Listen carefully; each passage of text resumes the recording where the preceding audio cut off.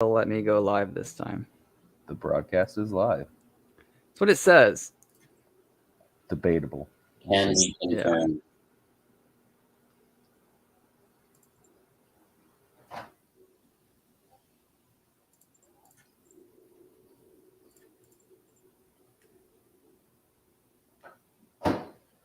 Bro, kid, you're killing me.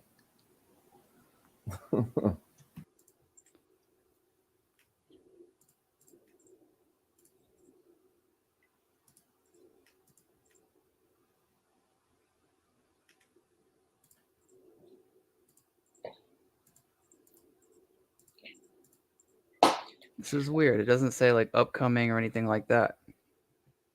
If I'm live, where am I live to? You are live, view on YouTube. Okay. Okay.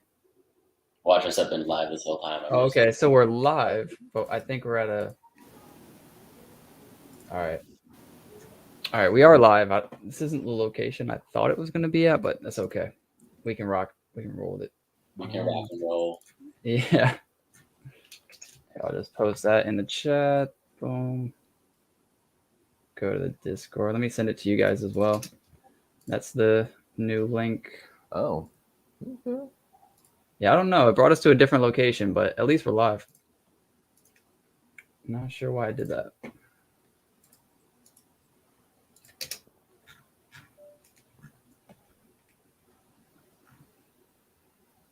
Is it going live in 5 minutes one that I should retweet? Yeah, you may want to make your own tweet too, and just quote it, but then use the link that I just sent you because it's a different location. Gotcha. First time it did that, but before I had the beta version and then I just bought it. Now I have the regular version. I don't know. Maybe there's something with that. No clue.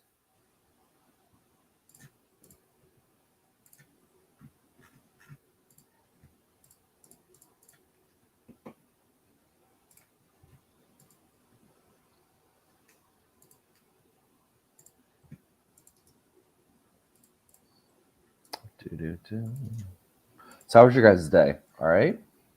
Yeah. How about yours, man? Oh, man, you wouldn't even believe it if I told you. Crazy? Yeah, it's so good. You wouldn't even believe it. No, it was just a typical day, dude. I just went to my job and yelled at some people. Yeah. Been like, oh, this ain't how we do it, you know? And then be like, all right, well, that's my boss for the day. He was mad? No, that's me. Oh. Like, I'm just trying to be a boss, you know, a manager or whatever. So, yeah. What'd you guys do? You don't like sparkling water or what? Sparkling water? Me, myself? Yeah. No, flat water. That LaCroix tastes like earwax. Earwax. And the only one that's decent is the lime, right? I tried the watermelon or whatever. Trash. What about a Pellegrino? Trash. Flat water. I'm from the Midwest, baby. All we know is Doritos and Mountain Dew, brother. Just Doritos and Mountain Dew. That's all we got. I'm actually sitting here. I got my Swedish fish. Oh, damn. Okay. Swedish fish and water. I'm not trying to get like too weird about this, all right? But Swedish fish are like, they can block up your intestines if you eat a bunch of them. Yes. Like it's basically like wax. You know that like a bunch of them, but you're making me think. that film that's on the outside coats that entire thing, makes it super hard to break down. So how long does it take to get out of your system? Is it like gum? They say it stays in your system for like no. That crazy rumor, it's like 7 years or something in your system. No, like anything gummy. Yeah. Well, I think they say specifically gum stays in your system for years, but I think it's a myth. I think it's a lie. That's a lie. No, this stuff blocks you up because it's extremely hard to digest. Like so it'll Swedish fish or like gummy stuff. Swedish fish, especially. Interesting. Yeah, 100%. The more you know. Don't do it. Hot dogs after this. It ain't worth it. Oh, you're having hot dogs? Mm-hmm. Do you go with just like regular ballparks, or do you do like beef? Like fries? I mean, it kind of depends. I'm going with like ballpark style. Okay. I'm usually not a hot dog person, but do you grill them or you boil them? Grill them. Okay. Thank Smart God. Man. Yep. My dad's a boiling guy, dude. No. I'm not a fan. No. What did you do? Grow up during the Depression? Couldn't grill? What happened? Dude, do you fashion them up? You fashion them up. You put a little chili on there. You throw a little cheese, little coney sauce, or is it just straight up mustard or whatever? Well, you're talking about that's like ballpark style. I'll throw anything on. I like lots of stuff on all things. Like burgers, like throw everything on it. Yeah. I'm not a fan of relish, I have to say, but I'll have everything else. I'm just not a relish fan. I don't know. Really? Yeah. I don't know what it is. I don't like pickles really either, but I do like sweet pickles. Dude, so, okay, what's the best burger joint? Can we talk about that? 21 Burger's pretty good, but it's I kind of never had standard. it. Never heard of it. It's fatty. It's really good, though. It's expensive. Probably like $12 a burger. Okay. But 21 Burger's really good. I've never even heard of it. Neither have I. Maybe it's a southern thing. I'm not sure. I would say Five Guys. Five Guys are pretty good too. I'll go with In-N-Out. Yeah. What about you, Grant? What you think? I'll go with In-N-Out. In-N-Out? Okay. Okay. I thought that you guys were gonna hate on me saying that. Nah, I don't have an In-N-Out in Georgia actually, unless I go to Atlanta, which I don't go to too often. So, bro, if you don't do a 3x3 animal style with animal style fries, I used to get a 4x4 animal style. Yeah, dude, that stuff's good. That stuff's really good, and it's cheap too. Like that's the thing. Like it's very moderately priced. Sometimes if we go out there to California, that's some place we always like kind of stop at. But for me, Five Guys is just like I don't know what it is. It's like on another level. Five Guys is just to me, it's just way too expensive for a burger. The burger's good, don't get me wrong, but it's just like, oh man, it's like $12 or something. You do get a lot of fries. You get a lot of fries and free peanuts. I mean, come on, man. You're waiting a bag of peanuts, dog. Quality fries. Yeah. The other thing that pisses me off is I used to do DoorDash for Five Guys, and those guys would make me wait like 20 extra minutes every single order for my burger. I would just lose money if I took a Five Guys order. So I just stopped taking Five Guys orders for DoorDash. Yeah. It was like 2 different Five Guys in the city that I live in. So yeah, I don't know what it is. It's like my favorite food. So this is an interesting conversation. Burgers are your favorite food? On net, like okay. Like it's like a fallback favorite food type of thing. It's like, is it my favorite food? I don't know what my favorite food is, but I can always rely on a good cheeseburger. My favorite food is actually pastas. Pasta? Yeah, like I love what is it? Fettuccine Alfredo. That's like my go-to. I love it. Yeah. We had pasta tonight. We just had regular spaghetti, but pizza, man, pizza's the shit. Like I never get sick of pizza, dude. I can eat that like every day. I don't know. Yeah. And making it is completely different, right? So I make my own stuff, the dough, the sauce, sausage, the whole 9 yards. Like I make it myself, and even down to the cheese. And like it's completely different when like you have your hand in so much stuff in it.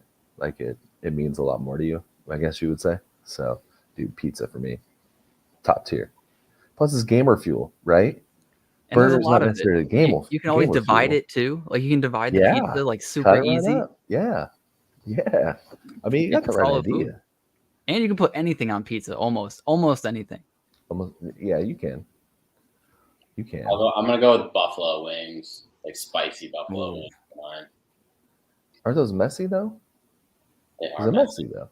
They get a little messy. Do you dip them? Do you dip them in blue cheese or ranch? All the above. Okay. Yeah, I respect that. I like ranch. I'm a ranch guy. Some ranch, some, whatever. Yeah, I do like ranch. Ranch is good on pizza too. Ranch is good on pizza. That is true. Yo, what's up, Wacky Lou? He says, "Go Playermint." Amen. Yeah. So yeah, but so you are Grant. You're from Playermint. I am. This is me. It's wonderful. All right. So you're the main guy, right? And you have a team of how many? So we do lots of outsourced work. So we got like M Labs, and our finance team is outsourced. But then we've also got Aiden, who lots of people know. He does lots of the community stuff. And then Josh, Jack, and we have one intern, Courtney, and then some strategic advisors. That's what's up. Yeah, it's great. Yeah, we meet every Monday and Friday. We got a Trello board, rolling through the work. Is that your town meetings, or your town meetings with like all the people inside of your Discord? That's like internal, just team. So we meet Monday and Friday. Monday, like we go over what we're gonna do, and then Friday we'll like go over what we did. Gotcha. And then we have the town hall and like more like public information and more like community participation. But yeah. So I'm sure most of the people in here know about your project, but when this airs to the people who may not know about your project, what is a brief overview of Playermint? Yeah, I can share my screen and just kind of run through the applications. Kind of, usually the best way to explain it is to show it. You guys should be able to see my screen. Yep. So we're still kind of cleaning this up. This is kind of a live development environment. So some things are still getting cleaned. A few more pages are getting added. Like the Playermint logo needs to be increased in size. And when the application is live, these images will be NFTs that are in the marketplace. But I'll just run through this to give a high level view of the app. So we connect to AAA games like Fortnite or Warzone or League of Legends and create a play to earn layer for these really big popular games. And so the user experience is you'll connect your wallet. We're starting off with Nami. You'll be entered into the application where you can either head straight to the marketplace or start earning PMX. You'll authenticate your Epic Games account. So when you click this, a little window provided from Epic Online Services will pop up where you put in your username and password, and then that will link to your wallet, and then that combined with the API that this is attached to will then indicate to the application which wallets are rewarded with the new supply. And then we've got a leaderboard here that shows you your positioning, the prize pool, the leaderboard of how much people would earn at that given moment, and your rank, and these things need to be increased in size, but yeah, so you get the point. And then the marketplace where people can trade NFTs with the PMX that they're earning. And we've got also a minting solution for people to mint and create items. And then you'll have a profile page where you can see your NFTs, see what you might want to list, or just an overview of your profile. So yeah, we're creating a play to earn layer for very popular games, and we're starting with Fortnite. And so you can use the token to either trade in the marketplace. There's also a pro account where if you have a certain amount of the token, that gives you a pro account that gives you extra features and stuff on the platform. So at a high level, that's the concept. That's what's up. And so the first game that you have is Fortnite, and that's in player testing at the moment, correct? Yeah. So we have a few phases that we're going through. The first is play testing, which is just through basically a spreadsheet and basically making sure that the algorithm works well. And then on the 30th, we'll go into a test net. And in the test net phase, it'll kind of be like the play testing is right now, except that you'll be doing it on this platform and like on playermint.com. And you'll get to play around with a lot more of like the minting and the marketplace and like experience it in a more of a live environment. And then we'll go into mainnet about 10 to 15 days after that. So coming down to the wire here. That's what's up. And the first ones, the first NFTs that you guys minted were the green and the purple founders. Yeah. So what do those have? How do they play into this whole ecosystem? Yeah. So at launch, so when we go from the testnet to the mainnet, we'll enter the founder era. And so when it goes live on mainnet, the only way that you're going to be able to connect is if you have one of the founder NFTs in your wallet. So you'll connect your Nami wallet. That'll like authenticate that you have one of the founder NFTs, and then that will allow you to start earning. So if you have one of the founder NFTs, you're going to be the first to earn and buy the token. Anyone will be able to participate in the marketplace because we want to make sure that there's enough stuff for people to buy, but only if you have the founder NFT can you begin earning or buying the token, and that will go on for 5 epochs. So the rewards happen in epochs. So every 5 days, PMX is distributed out based off of how well you placed on the leaderboard. And there will be 5 epochs that are dedicated to only people that have the founder NFTs. And that allows us to benefit some of the early people in our community. It also allows us to sort of like rate limit the system. So it allows us to go from a test net to a main net to an environment where there's a cap of 7,000 possible people playing before we just open it up to everybody. So yeah, we've got like some sponsorship things with some esport teams and like Fortnite groups to help get the word out to non-crypto people and try to bring a whole new wave of users into Cardano.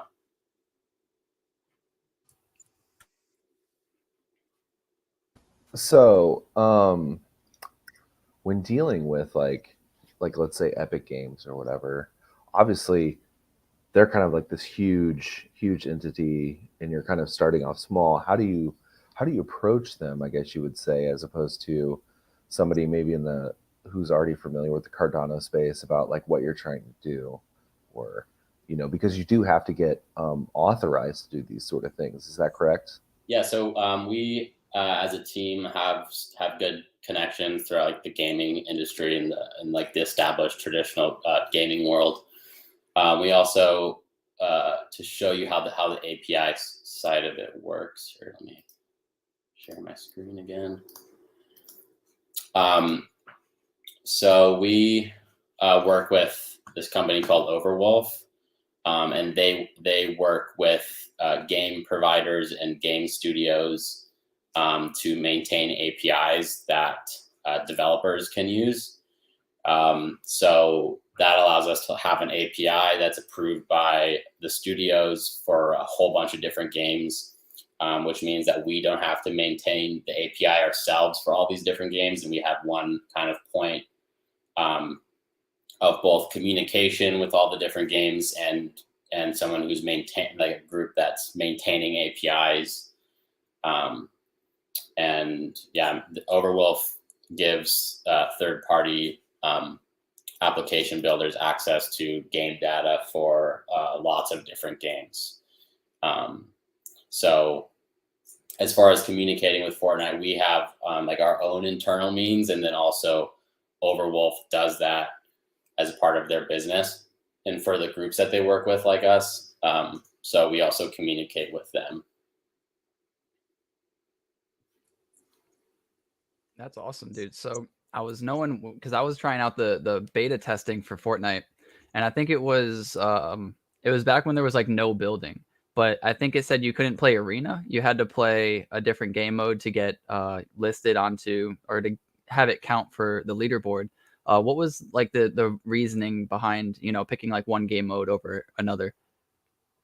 We're looking for like what the best measurement of skill is going to be, and also like what is the most fair for everybody, and what works out as far as preventing griefing and all these different kind of components. Like when you have all these parameters, what is the best option?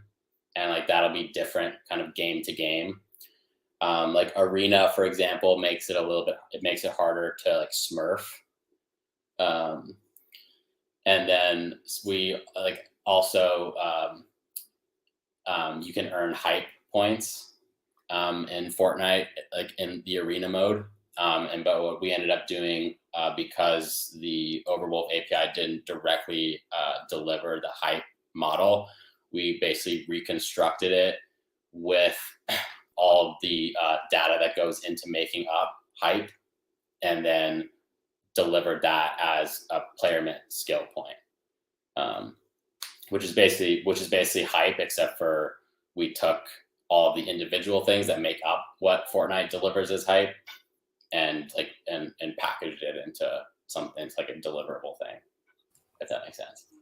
So do you know exactly like what goes into that? Like, for example, does taking damage go against your score at all, or is it just kills and then how long you last? Yeah, taking damage won't go against your points. I don't even think the API could pick up on that. Gotcha. So the main things I think are just like how long you last, and then as many kills as you can get. Yeah, and then also how high you place too. Gotcha. Yeah. We have a breakdown of all of the different points. I could pull that up. It'll take me a minute, but we have, if you go to like our Twitter or like into Discord, you'll see how different things make different points. So with this being your job, right? Do you find yourself gaming less now, or do you enjoy gaming, or? Yeah, I actually used to travel all over the place to compete at Call of Duty tournaments. So like I would like travel to LA and Philadelphia and like all over the place to compete at tournaments. Okay. So I mean, it's always been like a very big part of my life, and something that I enjoy a lot. I'm not nearly as good anymore. I could still put in work in Call of Duty, but yeah, I mean, been getting into Elden Ring recently, and hopping on the Fortnite. So if you guys want to play, I'm gonna start jamming pretty much every night here moving forward. Wait, are you listed as like a viable player on the leaderboard? I'm about to be. You guys better watch out.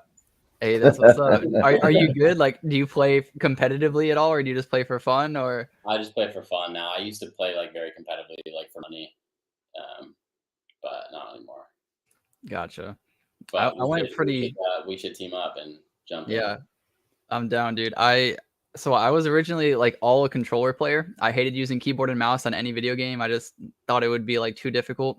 But then once Fortnite came out, I was like, dude, there's way too many things I got to go on. I have to build. I have to be able to aim. I have to be able to switch weapons. There's 5 different weapons. I'm used to like 2 different weapons in Halo. I press the Y button, I get the other one. You know, like I was like, what is this? So I forced myself to learn keyboard and mouse, and best decision I've ever made. But it's been like a year since I played, and I got back into it just because of you guys, probably about like a week or 2 ago, and I was ass. I was like, damn. I saw your stream. I saw you take a dub. Yeah, we won like 4 in a row, but they were all bots. It was like all bots, literally. Like I can't even take credit. It was horrible. Yeah. when you jump in for the first time, they like put you with bots and like super shitty players. Yeah, they want to make you feel good about yourself. Yeah. Mission accomplished. Kind of build you up so you don't, so you return, right? Because nobody wants to go to a game that's like super competitive. And at one point, Fortnite was like way too much, man. Yeah, very sweaty. Like I said, like, you know, back in the day, it was like I'd be sitting there shooting at somebody. Within 2 bullets, they'd have like a full house with plumbing already assembled, and I'm sitting here just like doing a fucking ramp and a wall, and like that's it. And so I was like, okay, this is not me. Like, this is not. I can't keep up. I can't keep up with these kids because they were like angling their screen to where it was like really like narrow, and they could like just build really quick. It was just I was there on another level, and so it was like this no building might be my speed though. You know what I mean? This no, yeah, building. actually, Aiden and I used to have this set up downstairs, like a bunch of different gaming monitors, and we like got into Fortnite before like anybody was talking about it, and like building wasn't a thing. Or anything like that. We were like hiding in bushes, just trying to like be the last one to be alive or whatever. And then like Ninja comes in and starts like building these massive fortresses at like a snap of a finger. And then all of a sudden the game is like taken over by everyone that's building like crazy and super good. The skill level, like we watched the skill level go from like nothing to just madness. My most fun time was when double pump was a thing. I would just walk around with like 3 or 4 shotguns and just dude, it was so badass. You'd be hitting people for so far away too for like 80 damage, and you could just keep it moving, just another one. And then they took that away, and I was like, come on, man. Like, that's part of the game. Like, it's a little difficult. It's a little broken. It's all good. Like, keep it in. But then dude, it frustrated me so much when they started putting in swords, and then they had vehicles and helicopters, and they went crazy, man. Yeah, it's a fun game. It's still the game that like if I'm gonna sit down and like play a game casually and I'm not like playing like something like Elden Rings, I'm probably gonna play Fortnite. Yeah. Those are two very contrasting things. So like Elden Ring will make you want to rip your hair out, you know. Maybe not with the same veracity as like let's say Dark Souls or whatever, right? But kind of along those lines from what I'm understanding. So do you have like a specific genre that you kind of stick to, or do you have one that's like, hey, I just need to chill out, I'm gonna play some like 2K or like Madden or something trashy, like, you know what I'm saying? Yeah. Just like put on easy mode and Yeah, just go to town. I like either like online multiplayer shooter games. So either like Call of Duty or Fortnite or something like that, or I'll play something that's going to take my life, like Elden Ring or like Witcher 3. Witcher 3 was an amazing game. Before Elden Rings, like sometimes a game will come along, like an Elden Ring or like a Witcher, and I'll be super into that type of game, like into like Skyrim type of game. But like the right one has to come around, and like oftentimes those games flop. Like Cypherpunk was supposed to like be super good, and everyone was hyped about that, and then I didn't even end up playing it because everyone was just like, it's not good. They messed up their mint basically. Their launch was shit. There was like you'd be driving and all of a sudden like a wall would pop up in front of your face and you would just like flip or die instantly, and people were just like, what the heck? Yeah. And they had like weird things going on with their character creation. And you played it? I was going to buy it. I worked for a company at the moment or at that time, and the manager who I worked for was all about it. He was telling us like, dude, you got to get this game. It's coming out. Like, and he's been telling us, like every single day for like the month of that mint or launch. And he got it, and he was like, I mean, it's not bad, Yeah. And I was like, bro, like you were hyping it up. To hear you say it's not bad, I was like, no, I'm not getting it. That's what happened. Yep. Yeah. I also like chess a lot. I've been playing that a lot. Like, I was just playing that before I got on here, actually. That's what's up, dude. Yeah, I suck at chess, but I do like it. Do you have the Cardano chess that you can play on Pool PM or no? I know what you're talking about. I haven't gotten that, but my buddy Alex does AI scholars. Okay. And there's like an AI generated like chess art CNFT. And I've got a bunch of those, and they're really cool. And never mind. I have to leak something, but I can't. Yeah, no, I've seen him a few times too. He pops in and out Twitter Cool. Spaces and stuff a lot. Yeah, and his art is really cool. He said it took him something like 6 months or 9 months or something like that for just to like treat the AI, because you need to actually use the AI a certain amount of times to get it to actually output the image that you're hoping for or expecting for. So like you have to, it's kind of like AI learning, you know, you have to do it so many times, pick out the ones that are good, and then do it again, pick out the ones that are good. And yeah, he put a lot of time into those. Yeah, I met him. I've met him a couple times in person now. I met him in New York, and I was just saw him in Miami at the Bitcoin conference. He's a good guy. Yeah, 100%. Now, Yeah, now man. you went to Cardano Summit, right? Which was Yeah, you know that. last year. So Were you there? I was not. I was not there. I was literally watching every single stream I possibly could at the time. With the So little character guys? yes, and then you would see people like I saw Cardano waifus there. I saw a bunch of people at like the New York one, and I saw people over. And so, what was that like? Did you meet some people that you really wanted to? How did you network? What was it like talking to Cardano people? Because I think in our neck of the woods, we have CNFT coming up in October, and so it's kind of being like, well, what do we expect? Like, what can we expect when talking to people and other things like that? So, I mean, I think it was awesome. Like it's like one of the best experiences. I think it's hard to get a big group of people that are all like that passionate about something that's like that cool and have a bad time. And I've ended up like reconnecting and like meeting with people that I met there a number of times. Like I met the Crypto Pets team at the summit, and then I reconnected at reconnected at the Bitcoin conference. So you'll definitely like make friends and like reconnect, and it's always, I mean, like meeting face to face is a very valuable thing. But yeah, like super super awesome. I will go to as many of them as I can go to. so are you going to Las Vegas? What's the date? It's October 6th through the 9th. It's actually like the 7th, but everybody's showing up on the 6th, I think. Yeah, I'll definitely be there. Okay, for sure. Is it drive distance or you got to fly? It depends on where I'm at. Like I live a very nomadic life, so like I don't know where I'm gonna be. Okay. But yeah, Okay. I don't know. We'll see. Excellent. Depends. Yeah. I could use like a road trip. Like road trips are fun if I'm in California. Yeah. Yeah. So you're in Northern California.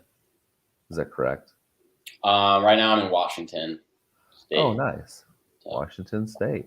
Yeah, got some snow actually. Crazy. We actually had snow here too in Indiana. It was like, bro, let me set the stage for you this morning, okay? Yesterday it was like 70 something degrees, okay? And I shit you not. I was like, yes, this is good. The start of spring. My birthday was the day before. I had that. I had good weather on Sunday. It was Easter Sunday, yada yada. I gotta wake up at like 5 o'clock to go to work. Wake up, rub my eyes, get ready, done. All right, so I go in my garage and I'm like, all right, let's get this day started. Coffee in hand, feeling like a true G. And all of a sudden, like I'm hitting the garage to raise up. I turn around to put on my shoes. I turn around and I look, and there's white shit all over the ground, just all over the ground. And audibly, I'm like, "Are you serious?" And so I had to walk back in, get my jacket on, and go to work. Like I did not expect any snow this morning. So it was like, but that's how it is where I live. It's like you experience all 4 seasons in one day. So how often? Like, man, you can. I mean, we do have seasons. Don't get me wrong, but does it end at some point? The craziness? No. Indiana is absolutely crazy as far as weather goes. Like I said, it was like 70 on Sunday. And then later on that night, we got snow. And like, if you talk to anybody from Indiana, if anybody in the chat is from Indiana, they will ride with me on this one. I promise you. Like, this is just how it is. Like, Midwest, stupid. Yeah, Georgia has some weird things too. Like we have, I don't know, maybe other states have it too, but you'll literally see a line in the road for where the rain stops. You know what I mean? I don't know if that's like a Georgia thing or if that's like a thing that everybody experiences, but every time I see it, it just creeps me out. I just think it's the weirdest thing. Like, why would it stop there? Wouldn't it like trickle over a little bit? Like, I don't know. It's based on how your asphalt is, right? So California asphalt is not the same as Georgia asphalt, right? Because they have to absorb different things. And so Georgia asphalt may be more porous, right? But California asphalt has to be more dense because it's blocking out constant damage from the sun. Because for some odd reason, there's no clouds in California. Yeah, generally that's the skinny of it. I mean, it's based on asphalt. Sorry, I didn't mean to ruin your dream there. But yeah, no, it all has to do with generally the type of asphalt you're using. So you're a nomad. So where have you lived? Like, how many times have you moved? And you kind of like that lifestyle, you're saying? Not really anymore. Kind of over it, but I grew up in California. I grew up basically in San Francisco, like not like very far from there at all. Just go over the Golden Gate Bridge. That's where I grew up. And then I've been like all over the place. I spent a lot of time in New York City. I like Miami a lot, so I was just there. And yeah, just kind of like, I guess like recently just kind of bounce around like where like the crypto conferences are. Like I went to NFT LA, NFT NYC, Bitcoin Miami. So it's like a migrate with the people. To get in where you can fit in, I gotcha. Yeah. So, man, yeah, like I think I told you this before. Like I was a DJ at Live 105 for a while in San Francisco. Cool. So yeah, I had a little bit. Did you live there, or did you live there, or you did? Yeah, at 4th and Mission. Oh no way! Yeah, right there on the wharf. So when was this? Yeah, it was 2004, 2005, and man, it was super cool. Expensive, but the studio paid for the warehouse in which I was staying at, so it was actually pretty cool. But yeah, man, it was great. What's the best pizza in New York? Sorry, I don't mean to get off topic. You said you lived in New York. What's the best pizza in New York that you had? There's this restaurant in Little Italy. I'm blanking on what it's called, but they have really good pizza. I don't know. I'm blanking on what the name is. I'll try and find it, but it's hard. It's hard to. There's so much pizza that it's just everywhere. It's everywhere, yeah. It's like the Farah's, Lucali's, which is in Brooklyn, and Carroll Gardens. So yeah, now there's a bunch of different places.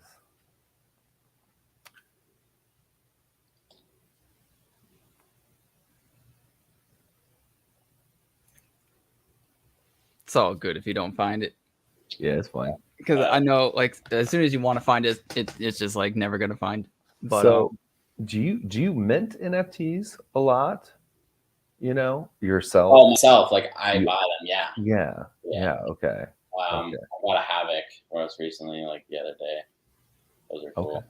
I was following like their Twitter for a while in the weeds. I was just like looking on Twitter, like CNFT hashtag, and I found their account a while ago. And then I realized, oh God, it's minting like right now. So that's the most recent mint you've done so far? Yeah. I mean, that was like, I don't even know, a couple days ago. Staying away from the Mad Dog hype. Yeah, I didn't really like know too much about it. Honestly, you guys got to like fill me in on all I've like seen it like moving around, but you guys got to fill me in on this. Go ahead. You want to talk? I feel like there's some drama or something. Listen, you want to talk about the mint? We can talk about the mint. Atlanick, you want to talk about the mint? I mean, bro, there's a lot to say. First off, they didn't really. There wasn't a whole lot of research to do before the mint. Like you either minted and you were praying because you had to be whitelisted. So you weren't only just minting and praying. You were actually like selling your soul for this like maybe chance. Because you had to be on the whitelist, which was a lot of grinding. Or you had to win like a lesser whitelist by doing like an art competition or something. Like you had to sell your soul for something. And there wasn't like a whole lot of there was actually nothing. Like they didn't go on Twitter Spaces, they didn't do any interviews, they didn't really do that well of even answering questions in the Discord, honestly. So there wasn't a whole lot to go off of other than praying and faith.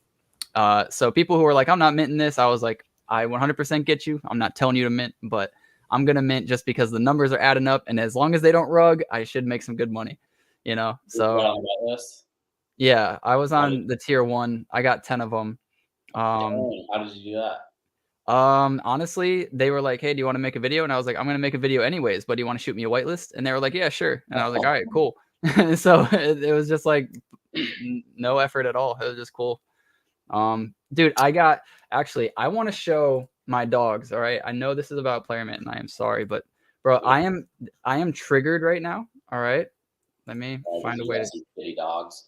Dude, my dogs are fantastic, but I have 3 dogs that are top 1K only if they do the rarity right. So they fucked up the rarity too, in my opinion. They want to go off of CNFT Jungle's rarity system.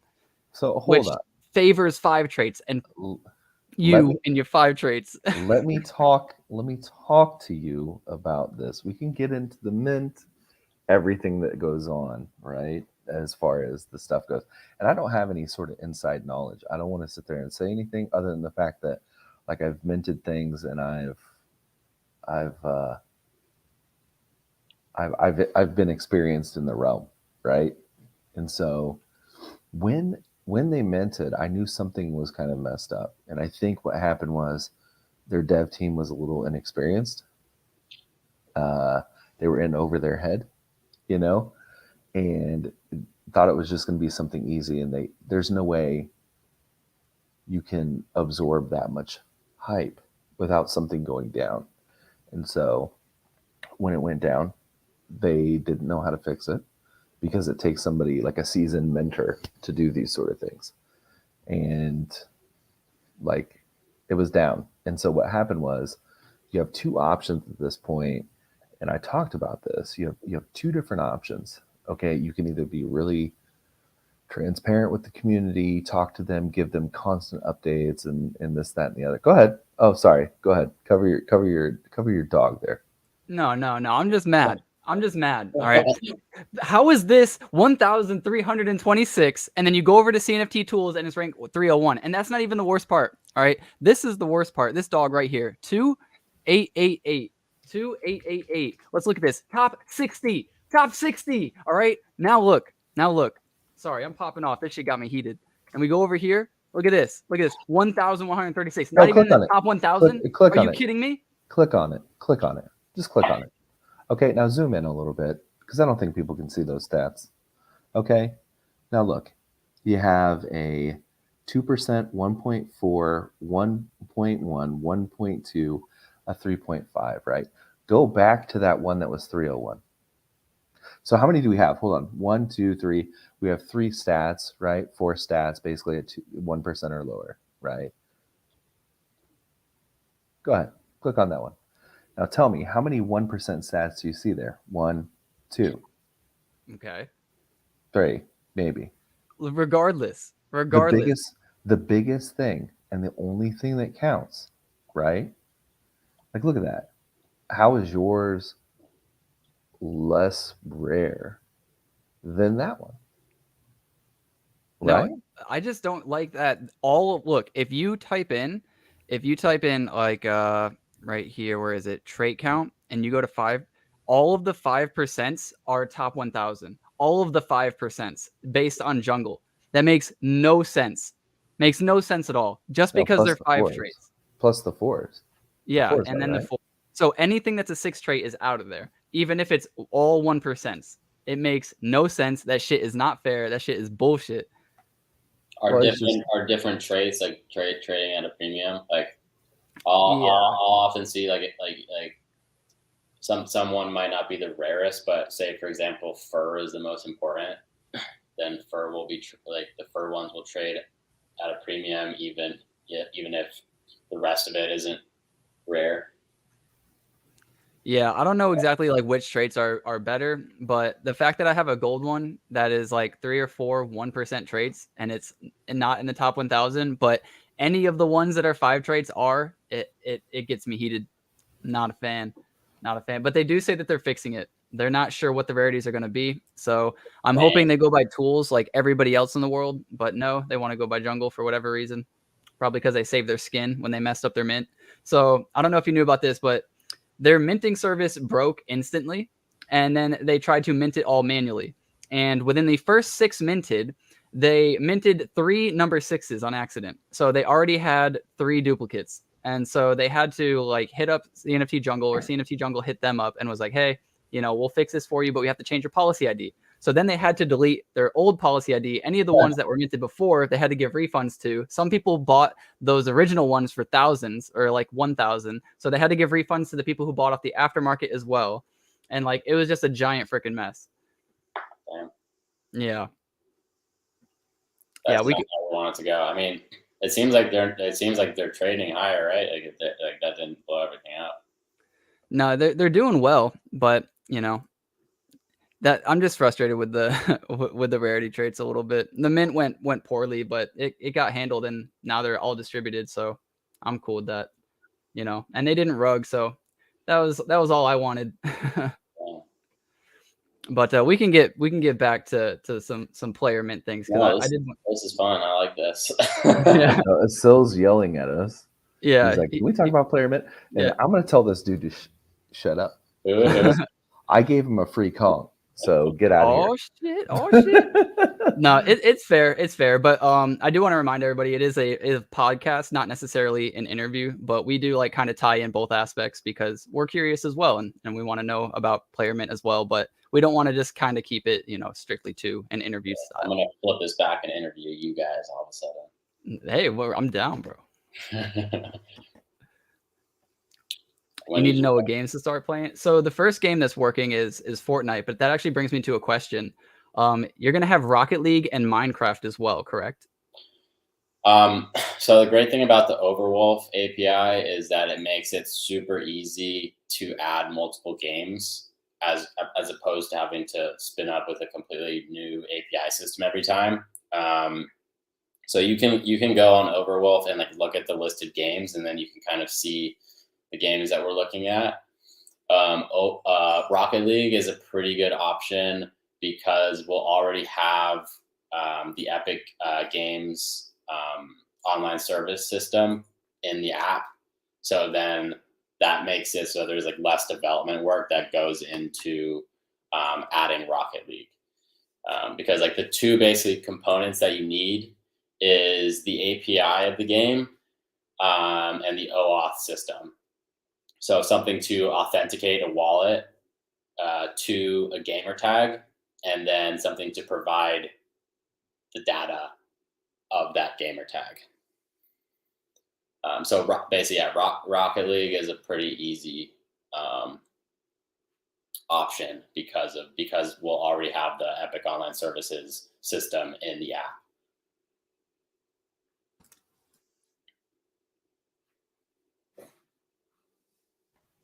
So have you are doing like tournaments right now. So you obviously have brackets, other things set up. Have you ever thought about doing eventually like seasons with actual teams and other things like that? And what else? What are things do you have necessarily coming down the pipeline that you would see happening for you soon? Well, I think that we can work with lots of projects to create cool experiences for like different communities.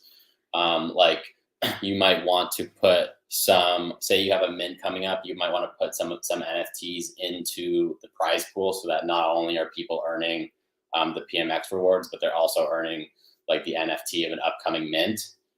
And then that acts as like a cool way to promote your project, and also as a way to like add more rewards to what people are winning. So yeah, I mean, we're gonna launch and perfect the system with Fortnite, make sure that the algorithm works well. Like that's a really like the big priority from the phase that we're at now through the test net and through like the founder era into the full open to everybody, is making sure that everything works super well. And then we'll improve the marketplace more. So we'll like add more features to the marketplace. It's an entire smart contract system, and all the smart contracts are already done.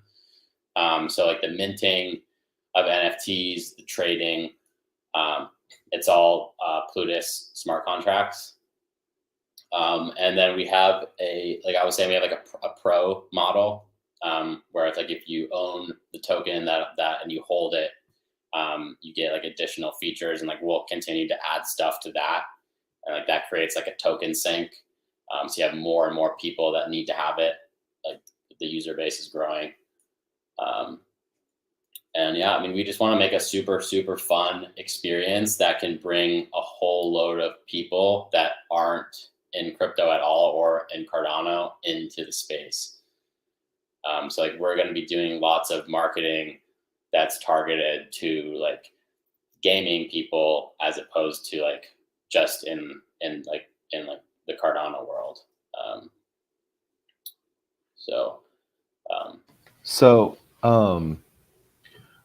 With you, I think, do you think it's more beneficial right now, like kind of where we stand on how the market is, right?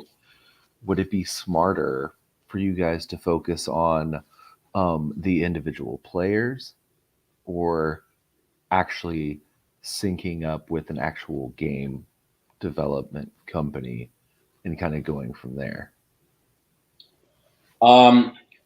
Well, I mean, at the launch, like we're just going to be focused on onboarding as many players as we can into the system, and like the system will scale. So like the more people that join, the more valuable the reward pool should become. And like we want to make just a super awesome play to earn model. Like no one has really made like a play to earn model for like Fortnite or like these type of games yet. So we want to give an experience that just hasn't been delivered yet, and something that's just super awesome, and then start adding a whole bunch of stuff and like integrating with like game studios from there. So like what I can say, for example, like share my screen, like the marketplace, like the marketplace could be used by game studios in ways like integrated and white labeled into the game. So the marketplace could move into a game, or the game could use the minting tool. So like a way of thinking about what we want to do is like start as this play to earn layer on top of these super popular games, and then allow the system to then move deeper into the game via these decentralized like marketplace and these systems that we have. They can start to move deeper and deeper into the games, as where it starts as a layer on top and then moves into the game and into like the market of the game, and creates economies and all that. And like, you know, there's a lot there, but I think it's about like tackling and doing one cool thing at a time, like making sure that you do that the launch goes well, and that you have a cool product without needing all of that happening. So then you can move there with force and a lot of momentum. Gotcha. Marcelo B says anything related to streaming, and I'm not sure if maybe he means like, will there be bonuses for like streaming your content while earning Playermint? I don't know exactly what he means by that. Yeah, I mean, I'm maybe he could clarify in the comments, but I could add a point on the streaming side of like, if you're a content creator, one of the big use cases that we see is that so we have this Discord bot that authenticates NFTs, and one of the big use cases for the marketplace that we see is content creators like streamers creating a collection for their fan base that's basically a utility, and they can sell this asset to their fan base. It's authenticated of who currently owns it via the Discord bot, and then they can apply a whole bunch of community utility to it, so that you could do stuff like you have special channels in Discord or in your stream. Like when that person joins the stream, you get special like animations that play. You get to play with the streamer.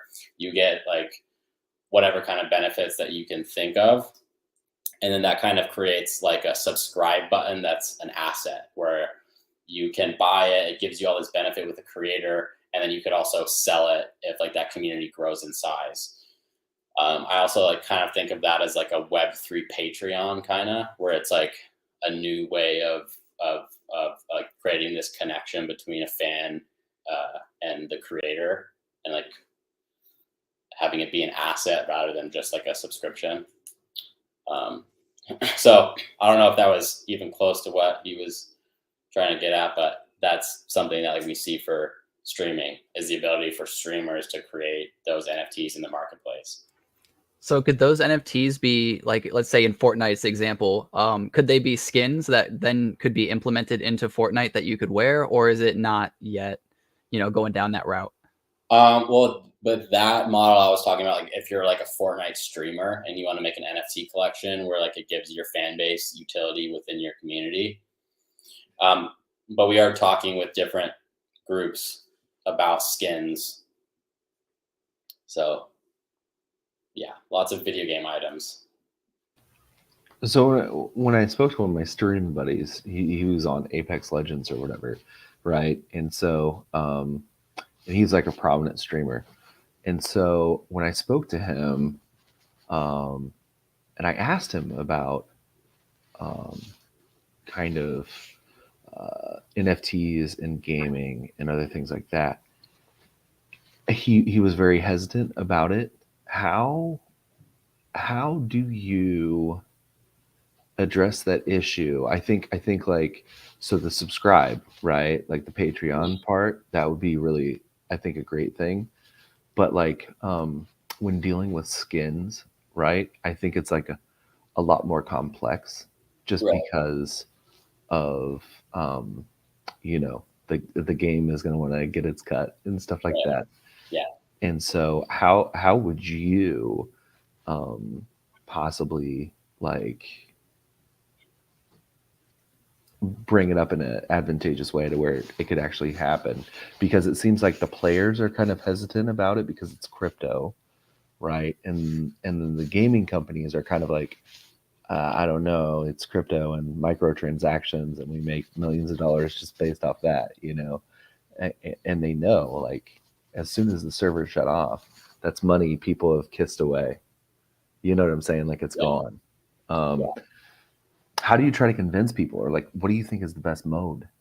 Well, I think there's two different avenues there that you're talking about. Obviously, one being the players, and then one the studio. And if you can find a balance of incentives between the two, then like that's how you hit the jackpot. And I think on the player side, like lots of players are hesitant about it because I think really all that they see is like the ability for, say, like a game studio to jack up the price of the skins that they're selling them. And then, like you were saying, the studio doesn't see the incentive for them. And I think one of the ways that you solve that problem on both sides is looking at how it improves the underlying infrastructure, how the technology is like an infrastructure thing rather than just like it's an NFT and that means that I can sell it for $1,000, but like it improves the infrastructure. So like with say the creator NFT example, like you don't need to sell it for whatever, like some crazy amount of money, but like you look at these streamers, how much money they make off of people just like sending in emotes. Like people pay for donations for that. But if you just put like a real price that makes sense for the service that you're selling, as far as like that NFT and what it can provide to people, and then highlight how it's improving the underlying infrastructure of, okay, now you have this this basically subscribe system that you can then sell to somebody else, and how that actually increases like the actual infrastructure rather than just being something that allows you to jack up the price. And then on the gaming studio side, there's the opportunity for them to do things like implement royalties into all the items. So like you look at the secondary trading of video game markets, it's huge, like tens of billions of dollars a year. And that's all in black markets. Like if you go to eBay right now, you'll see people trading their Fortnite skins over eBay. And that the user experience of trading your skins over eBay is I'm going to take a picture of my TV with my phone and post that on eBay. And then you have to then pay me and trust that I'm going to deliver you the funds. And you have to like create this weird like escrow where like you don't really trust them. It's a dark market. Also, Fortnite isn't making any money off of that transaction. But if it's an NFT, then it can happen instantly, which means the liquidity of the secondary markets is going to ramp up tremendously because you're going to go from this eBay style system to just items trading rapidly. It's instantly authenticatable. So you don't have to worry about someone sending you not delivering the item. And then every single transaction, the studio is making money off of the royalty that was implemented into the item at the beginning. So if you're a really big studio and you have a huge secondary market economy, like lots of these games do, like look at, for example, like CSGO, how big the CSGO market is, where the studio isn't seeing lots of the money that's trading because it's happening on like Skinbay and all these other secondary markets. Like they can capture all of that. So if you're a studio and you can create a huge economy, then you have a huge incentive for this to work yourself because you can implement a royalty on all the items. And there's a good chance that like that's where games are going. Like we went from like you buy a copy of the game for $60 to the game is free and you just buy the items in the game. So like the logical kind of logical next step is the economy becomes so powerful. Like if you went from you buy the copy of the game to now the game is funded by people buying items in the game and the game is free, then obviously there's already a virtual economy there. That's already what's funding it. So then if you move to an economy-based system where the studio is also making money off of people trading the items that they already paid for, I think that that's both a better user experience and a huge opportunity for a game studio to make a lot of money. Yeah, they have something for Rocket League too, where if you're in the same party as somebody, you can request to trade, and then you can both put up like either your currency, which is like, I don't remember what the Rocket League currency is, but the Rocket League currency, and then you can put up like your either like decal or your wheels or whatever, your boost, and you can see it right there. And all the black market stuff is obviously like that's the most rare, so that's the most sought after and the most expensive items. But if you could have that connected to another platform, you could probably do that pretty easily since they already have a trading system set in place. So that would be cool. Yeah, and like you want a strong economy. It's like the economy of CS:GO is probably largely to thank for why the game has stayed alive for so long. It's like you have thousands of dollars of inventory of skins. It's going to keep you around longer. So somebody is asking Marcelo. This right here? Yeah. Can you kindly comment on the purple and green Playermint NFT holders will benefit as early supporters? Yeah, let me share my screen again. So I was talking at the beginning about the different phases that we're going through of launch. So right now we're in the play testing, and that's just kind of in a spreadsheet and in Discord. On the 30th, we'll move to a test net where people will be doing what they're doing in the play testing, except for actually on the application. And then about 10 to 15 days after that, kind of depending on like what bugs are found or whatnot, we'll move into mainnet. And the mainnet launch will be the founder era. And in the founder era, the only way to enter the application to earn or buy PMX will be if you have one of the founder NFTs. So when you come to connect your wallet, you'll need to have one of the founder NFTs in your wallet in order to start earning or buying the token. And that will go on for five epochs, so 25 days. And the rewards happen every 5 days. So you'll have first access to the application, and that allows the kind of early community to benefit from the launch, and also to help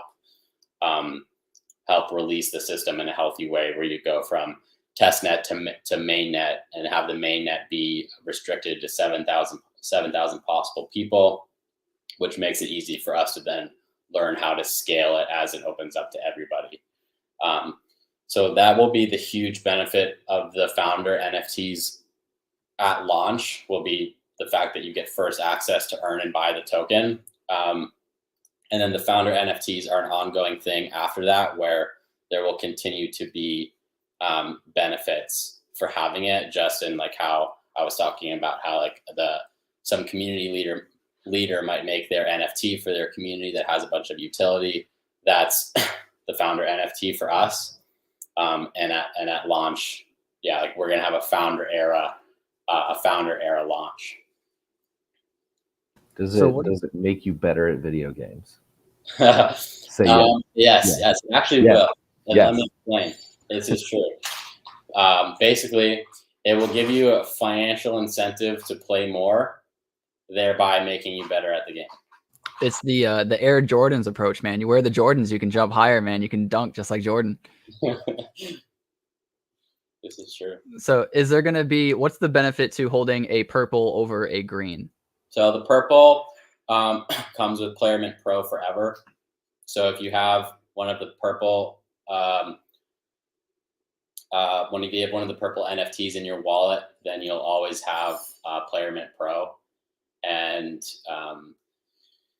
that comes with a whole bunch of it's basically kind of like it's kind of like a battle pass in Fortnite. So if you the number, probably the pro will start around 1,000 PMX if you don't have a purple, and then if you have a purple, you'll have the pro forever. So that gives you a 20% boost in the reward pool. It gives you a verified user account. It enters you into like additional like NFT prize pools. And like we're going to continue to like be piling on benefits for that. So let's say I'm an absolute trash can. Okay. Can I hold this NFT and passively earn PMX, or how does this work? Or I specifically have to game. Is that right? Well, on those games. Think about it like a battle pass. Like if you buy the battle pass, you're earning more V-Bucks. But you still got to go out and like play the game to get the V-Bucks. Gotcha. Is that a Daedalus tattoo on your arm, by the way? Yeah. Hey, that's what's up, dude. So that was my first tattoo. That's awesome, dude. I'm too scared to get a tattoo. Maybe one day. I think you should get it. I either don't want a tattoo or I want a whole sleeve. I'm an all or nothing type of guy. How much would you need to be paid to have an Ada Lovelace, like the lady, like the girl, on your forehead? How much do I need to be paid?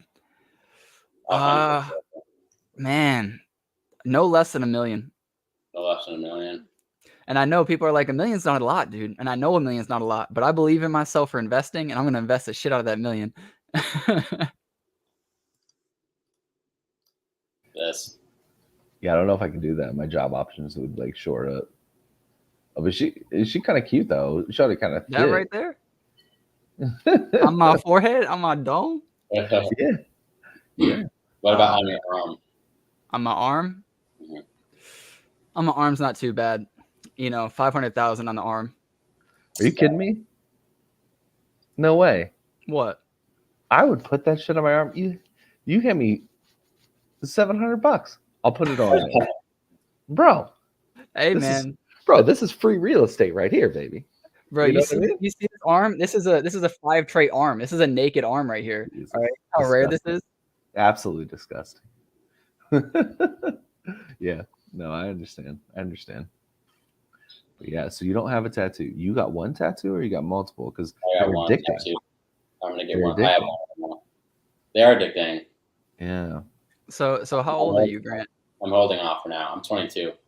Okay, so 22, and the first tattoo is Daedalus, and that was when you were 22? Yeah. Okay, and now you want to get another one, right? Not yet. Do you know? Ideas. If anyone's got an idea, throw it in the comment. But I need it to come to me, and it needs to be obvious, and the time will come. But it's probably a ways away. It just will happen, What about a drip drops, the drip logo right by your eye? Not a teardrop, a drip drop. That's cool. I like that. I wouldn't do that, but if someone did that, I would give them props. That'd be awesome. I don't know if I could do it. I do that on like the back of my leg, get drip drops. Yeah, it'd be all right. See, but like, you're young, you're handsome, and plenty of life to live. Probably would look good on you. With me, it's like, no, dude, I can't get any more tattoos. I got like 3. So. Wait, what do you have? I'm too embarrassed to talk about it. You got the tramp stamp. No, I don't want to talk about it. It's bad. So, any advice from that experience? Yeah, you're young and you make dumb decisions and don't do it. Don't do it. My thing is the art that you have to have on your body has to mean something to you, or else. Do you think I will regret it? No. Don't regret that. Like, that's cool as hell. Like, I could connect with that and be like, oh, cool. There's one of mine where it's just like, why did I do this? Does anybody know? I'm not like a part of a tribe. Like, why did I get a tribal tattoo? Hey, man, you had a little bit of alcohol. Know? Yeah. You were having a spiritual adventure, It meant something to you at that moment. Yeah. And you got to take that moment with you forever, man. You got to double down on it. Tell everybody it was the best decision ever. It's awful. How old were you? Me, just turned 18. Dang. The earliest I could get it, I was barely legal. All right. And I got this tattoo. And dude, it was the dumbest decision I've ever made in my entire life. Seriously. That makes it pretty cool though, because you could just be like, that was the dumbest thing I ever did, and I own it. Well, I bought Ethereum too, so that was But yeah, no, that was the dumbest decision I ever made, man. That was so bad. So bad. Someone said you think of the tattoo that you want, you think a year, or you wait a year, and if you still want it, then you get it. So pretty good. Pretty good. That's pretty good. Yeah, that is a lot of patience, though. I mean, if we're in the crypto space, we know nobody's going by that mentality. I'm telling you that. I knew I was going to get this tattoo in 2017. Oh, okay. I have text messages like back then, like, oh, I'm going to get this tattoo. That's what's up. Daedalus has been around since 2017. Somewhere around there. I had it either like 2017 or 2018. Yeah. That's what's up. Yeah. So did you so what is your most rare mint that you have? Do you own like a bud? A butt? A bud? Oh, I do have a bud. Yeah. Oh, see, look at this guy. Yeah. I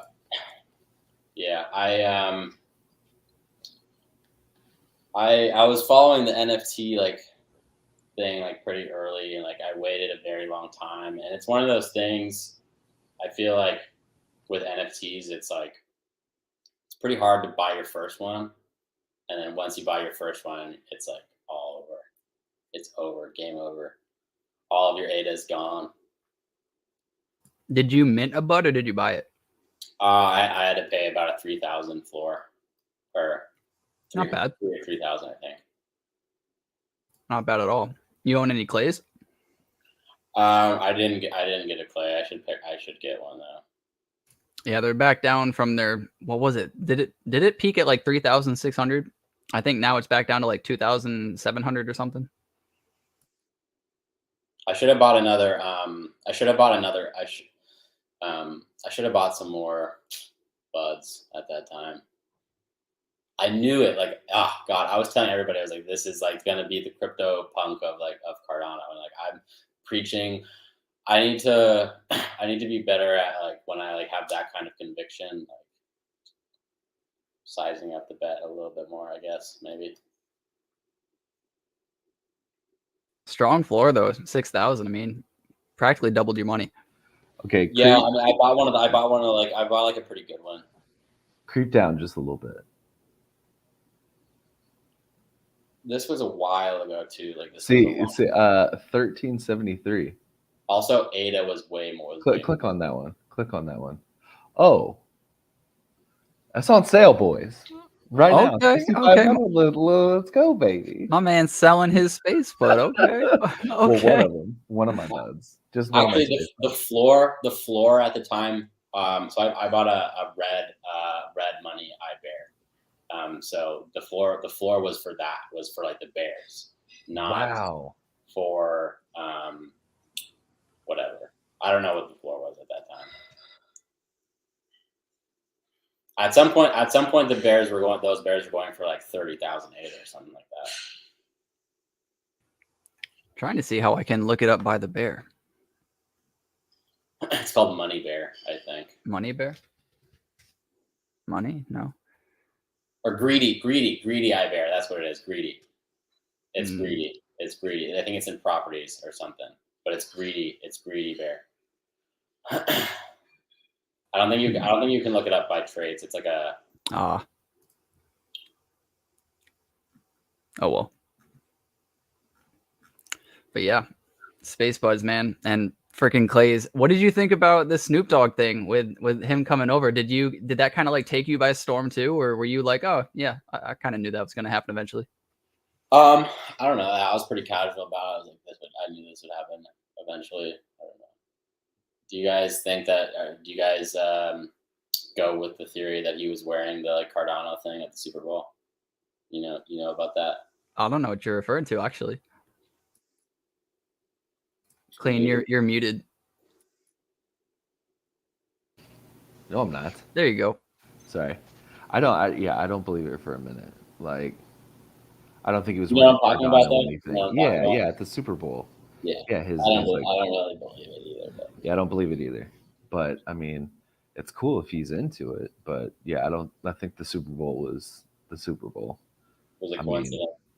And Snoop Dogg is his own brand. He doesn't need Cardano. He doesn't need Bitcoin. He doesn't need anything. Like Snoop Dogg. But he does support his son, and his son is super into Cardano, or at least that's I think he is. The wide receiver? Champ. Oh, really? Champ Medici is I don't know. Yeah, but I didn't think that he was big into it. You know what I'm saying? I thought he was more of like. Well, I think it was Champ who did the collaboration with Clay Nation, and then he just convinced his dad like, hey, come over, do this like Cardano thing, and that's why the rights are to Champ's music produced by Snoop. Okay. So all Snoop Dogg has to do is produce the music. He doesn't have to do anything else with Clay Nation. Which, did you hear the music? I don't think it's been produced yet. No. I'm saying they did a sneak peek. They did a sneak peek of it, dude. Like real quick. Where at? Where is my buddy Tyler, dude? It showed him in the studio. Like, and he was rapping, dude, and the beat was sick. It was like legit pretty sick, though. Yeah. Damn. See, that would be some content right here. I wish I had it. Maybe some copyright claims, but still. Yeah. No, it's awesome. I think Snoop joining is cool. I mean, Snoop Dogg was huge in my childhood. Nothing but a G thing and stuff like that. Because I grew up in the early '90s. Like I had memories from early '90s. So when that album came out, like it was like I was like 8 or 9. He was early too, as far as all the celebrities that have jumped in. Like he was one of the first ones to get in on it. Right, and it gives Cardano some street cred because we had Gene Simmons from Kiss. And you know, we had Justin Roiland from Rick and Morty. You know, I just figured if you got Snoop Dogg in there, Yeah. I mean, that's pretty badass. You I know, don't know who else Good Charlotte supported, but we had Good Charlotte too. Good Charlotte as well. Like they were really popular when I was in like high school and stuff like that. But and a little bit past that, but I'm glad it's Snoop too, like because I get good vibes from like Snoop's participation in the whole crypto world. It's like it doesn't come across as like just trying to grab a bunch of money. Like it comes across as like trying to do cool stuff and like thinking that it's cool himself. You know? Yeah, I could definitely get behind Snoop Dogg supporting a cryptocurrency as opposed to like, I don't know, Kim Kardashian or something, right? Or Kanye West or something. I don't know. I would support Kanye too, to be honest. Bro, I'm not gonna lie. if Yeezy comes in, I'm throwing money at it. You know what I mean? Well, 100%. I'm just saying, you know, some people I think would be like, oh, like it's Kanye. He's just crazy, right? And they could just like brush it off. But like, I don't know. I'd be geeking out. I'd be like, dude, hell yeah. Yeah. Yeah. No, if it was Yeezy, I mean, man, he's cool as shit. Like, to be quite honest with you. Graduation is probably my favorite album. Yeah, that's up there. I've is there anything like you game to? Like anything you find yourself gaming to? Mostly hip hop. You know, I know some people like podcasts or like books. Okay, I gotcha. Wait, you listen to books while you game? I will, yeah. Oh, okay. I've honestly never heard that. Yeah, no, that's I've never crazy. heard that. I'm perplexed Awesome. right now. That's like it's like your brain just wants to always be learning no matter what you're doing. Yeah, I just think that I think the world is such an interesting place. Like there's always something interesting to learn about. No, dude, that's freaking sick. I do remember one time I was playing racquetball and I had my headphones in and I was just going back and forth with this other dude. And he was like, "What are you listening to by chance?" And I like put it on. And it was like some like really soft like dude like singing, you know, and he was just like, "Dude, what are you listening to?" And I was just like, "I don't know, man. Like I'm in the mood." He's like, "Dude, this is depressing." And I was like, I don't know. It just he's got me in the zone, bro. Racquetball can be dangerous too, dude. Dude, it's fun though. Like we weren't professionals, you know, like we're just hitting the shit out of the ball and like, you know, having fun. Yeah.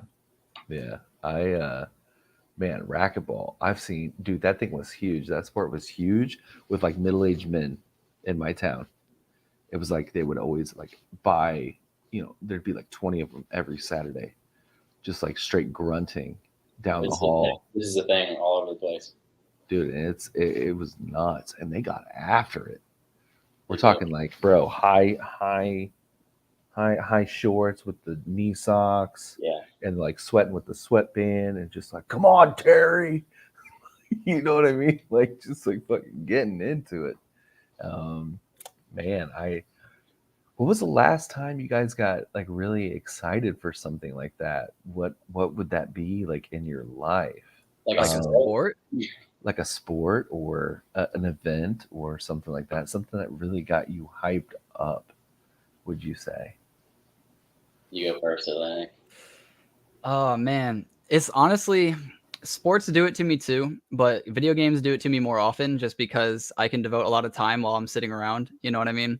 But now that I'm making like a lot of videos and talking and networking a lot, I actually don't have too much time for video games like I used to. So sometimes the games that I normally would have played, like for example, Elden Ring, I really was looking forward to Elden Ring, but I just don't have like, I have this thing in my head with time. I'm like obsessed with time. So if I don't have like longer than like 2 hours to play a game, certain games, I won't play it at all. And Elden Ring is one of those games where I feel like if I don't have at least 2 to 3 hours to play, I don't want to play any of it.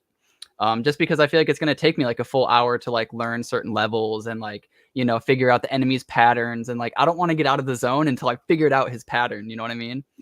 So, yeah, I think Elden Ring would have been one of those games, but for me lately, it's been Rocket League, and I still play Smash Brothers, you know, Melee all the time, just because those games are awesome. Like I can play 1 minute, and you know, because each match is like a minute, and I can just get in a bunch of matches, and I can stop like whenever I want. So like those games are easy to keep playing. But games like Elden Ring, where you really have to grind, you really have to get good at the game, it's hard to get into those games unless I have a lot of time. Well, I'm gonna be hyped like you can't believe when Playermint launches. So that's my answer. Well, yeah. Hell When yeah. is launch? When's launch? When launch?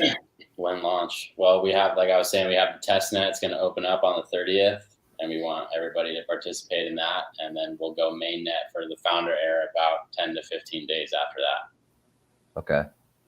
And then are you looking specifically for like bug fixes, or like what kind do you want to see of the people on the test net? Like, what do you expect? Like, how easy is it to get a hold of you? What is the best way to get a hold of you? Yeah, I mean, if you DM Playermint on Twitter, the Playermint, at the Playermint, like we'll definitely respond to you.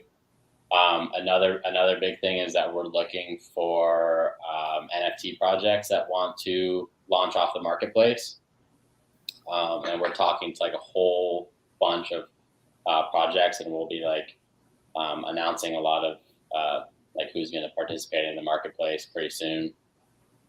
So you guys can like look out for that like this week. But that's one big thing is like if you want to mint NFTs or you want to like sell NFTs that you already have, you can do that on the marketplace. And then as far as like testing the system, it's just like playing. We're going to make sure that like the algorithm works and that people feel good about it.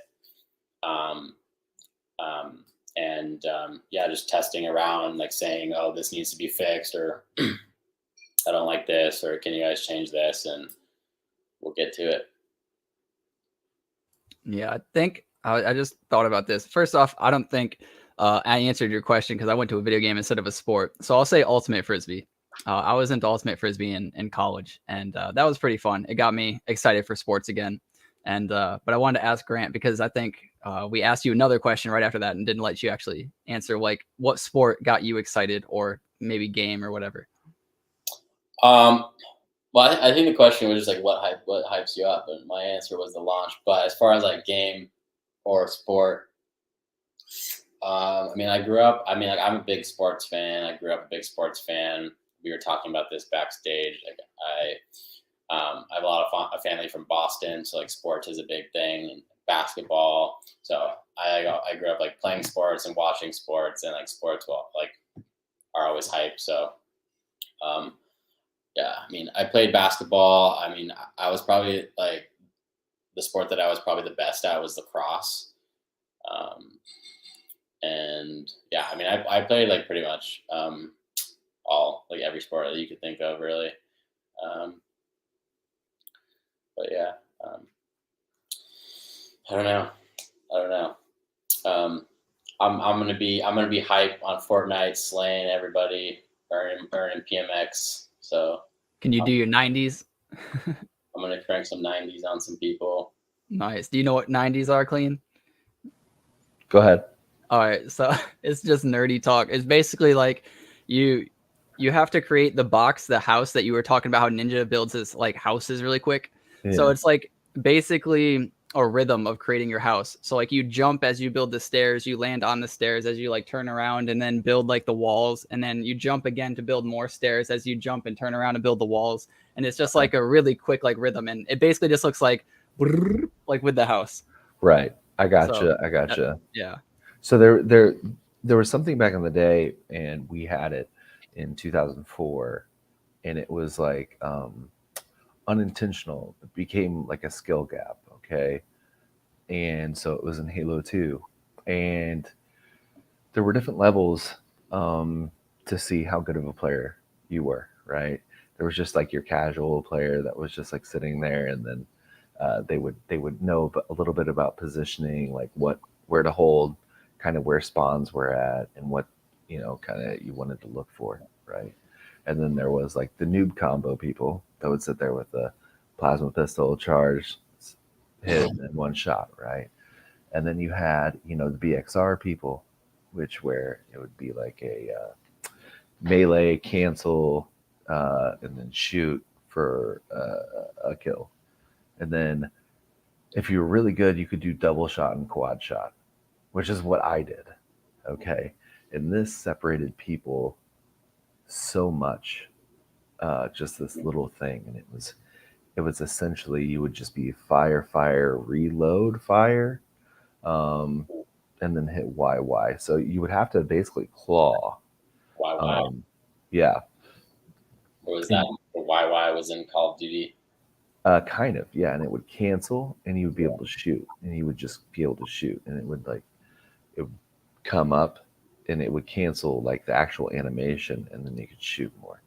And so, kind of like you said, Atlanick, the other week, where it's unintentional. Like, I guess it's not intended in the game, right? But saving frames, especially in fighting games and other things like that, can make all the difference. So I think these things provide like the best skill gap, I would say, that are unintentional, originally not in the game. Have you ever ran into anything like that besides maybe with Halo 2 or something like that? Some cheat or something you kind of figured out, right? That you expose through people? I mean, the first thing that comes to mind is Mario Kart on the Wii. Okay. What was this? I'm unfamiliar. Take me through it. Do you know Mario Kart on the Wii? I do not. I know. You know Mario Kart? I know Mario Kart, of course. Yeah. You play like N64 Mario Kart. Of course. Yeah. Epic. So I mean, like we Mario Kart is just like Mario Kart, except for like you could like steer with the controller. And I held some of the records on that game for a while from just like doing a bunch of different, I guess, like, I don't know if they're considered cheats, but like loopholes in the game or like things that weren't intended to be there. Like there was this one on the Volcano Map where you would start at the start line and there's a volcano right here. And so everybody starts racing and they go through the whole track and it's huge. But you can do this thing where the race starts and you can like manage to get up on this volcano. And this is whole weird thing that you have to do to get it up on this volcano. But then you can basically just circle around the volcano. And each time you go around the volcano, it's a lap. So wow. you could finish super quickly. And there used to be like online Wii Mario Kart, and I would do that, and the game would start, and then like a minute later, the game would be over. Everyone's like, "What is happening?"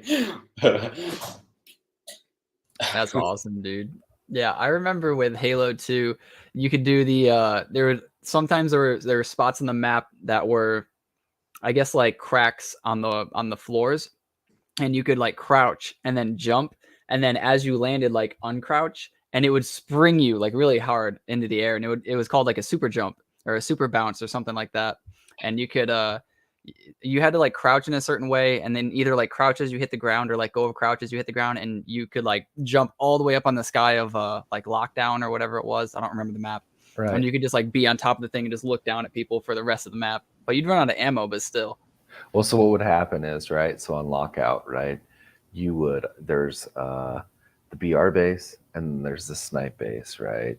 And so when you're on BR base, there's this door at the second level, and you would basically crouch right there and get stuck, right? And you would wiggle into it, and it would break the frames, right? You would immediately go onto the rail, and then you would crouch like down and run, and then crouch again, and it would super jump you basically right into the corner to where you could land on top of the tower. It had a couple different super bounces on that one. Almost every map in there had some sort of exploit, right? Yeah, and then they had the butterflying with the swords. You could swing and then cancel the sword, and swing and cancel the sword, so you weren't actually killing the guy, and all he had to do was stand on top of your head and just mash jump. Yep. So you could just fly up into the air with him. Right. That was a really fun time. And that would get you out of the map and all different sorts of stuff. It's crazy. Like when you give, and that's what I think the best games, like I said, I think that things are best left in the people's hands to imagine their own way, right? Which is why you have things like Minecraft that are so insanely popular. I don't get it, right? Because I do need some. I didn't get it, but I get it now. I need some sort of finite structure, a little bit. Yeah. You know, and so, you know, when you have tools like Forge and other things like that, I think like these are some of the better. Oh, is this the map? Is this the volcano map? Nice. I think I know what map he's talking about too. I'm not sure, but I think I know. Grumble Volcano. Here, look at this. This is wait, no, that's not it. Yeah, basically, it was like the starting line would be right here, and then you could like get on one of these volcanoes and just like drive around it, and you finish the game. That's hilarious. Did they implement anything to fix it, or was it just always bugged? I mean, I played the game for a long time, and I mean, they never fixed it while I played it.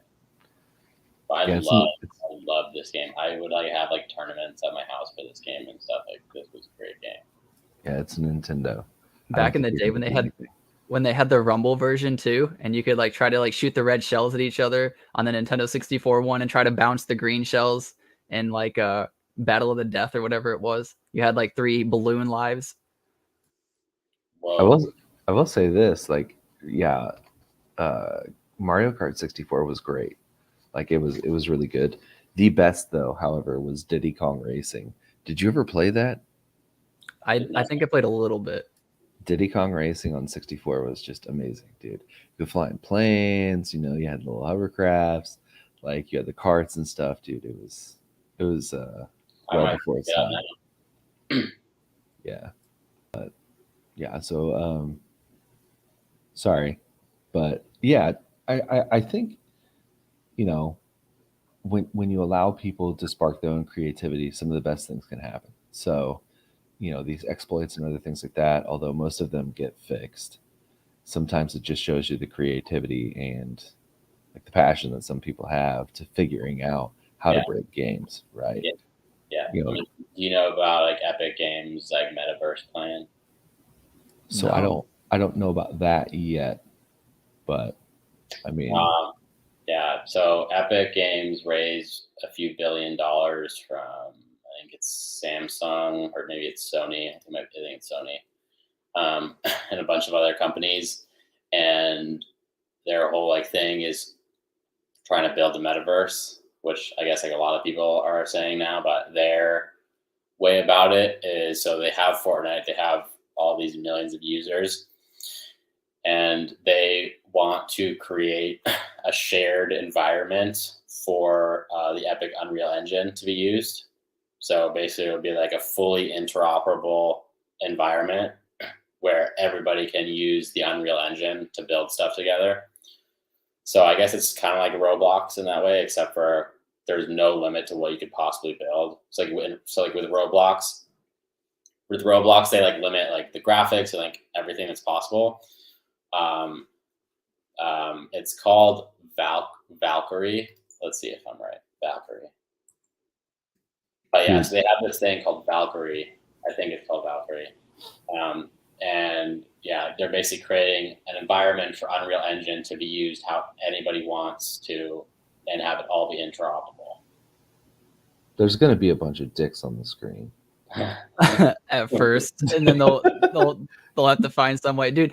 The market will decide what people want. So basically, their whole thing is like allowing it to be like the internet, where like you can go and you can browse on different sites, and you know, I mean, based off of the internet clicks, like people do like penises. I mean, Pornhub is like the #1 website on the whole internet, so probably lots of that in the metaverse. But it'll just be based off of like what people want us to go see, I guess, right? Yeah, it's going to be the Wild West of the internet once again. Fortnite. Nah, dude, heavily. I guarantee it's going to get regulated real quick, especially if somebody like attaches their name to it, right? So like Samsung's name is going to be on that thing. Would Samsung not want to create the internet though? I mean, kind of, but what are we talking about? Like, for me, right? So when the companies like Samsung and stuff like that got a hold of the internet, that's when it became shit. Okay, the internet as we know it today is literally corporations. That's all it is. Google. There's still tons of dick pics everywhere though.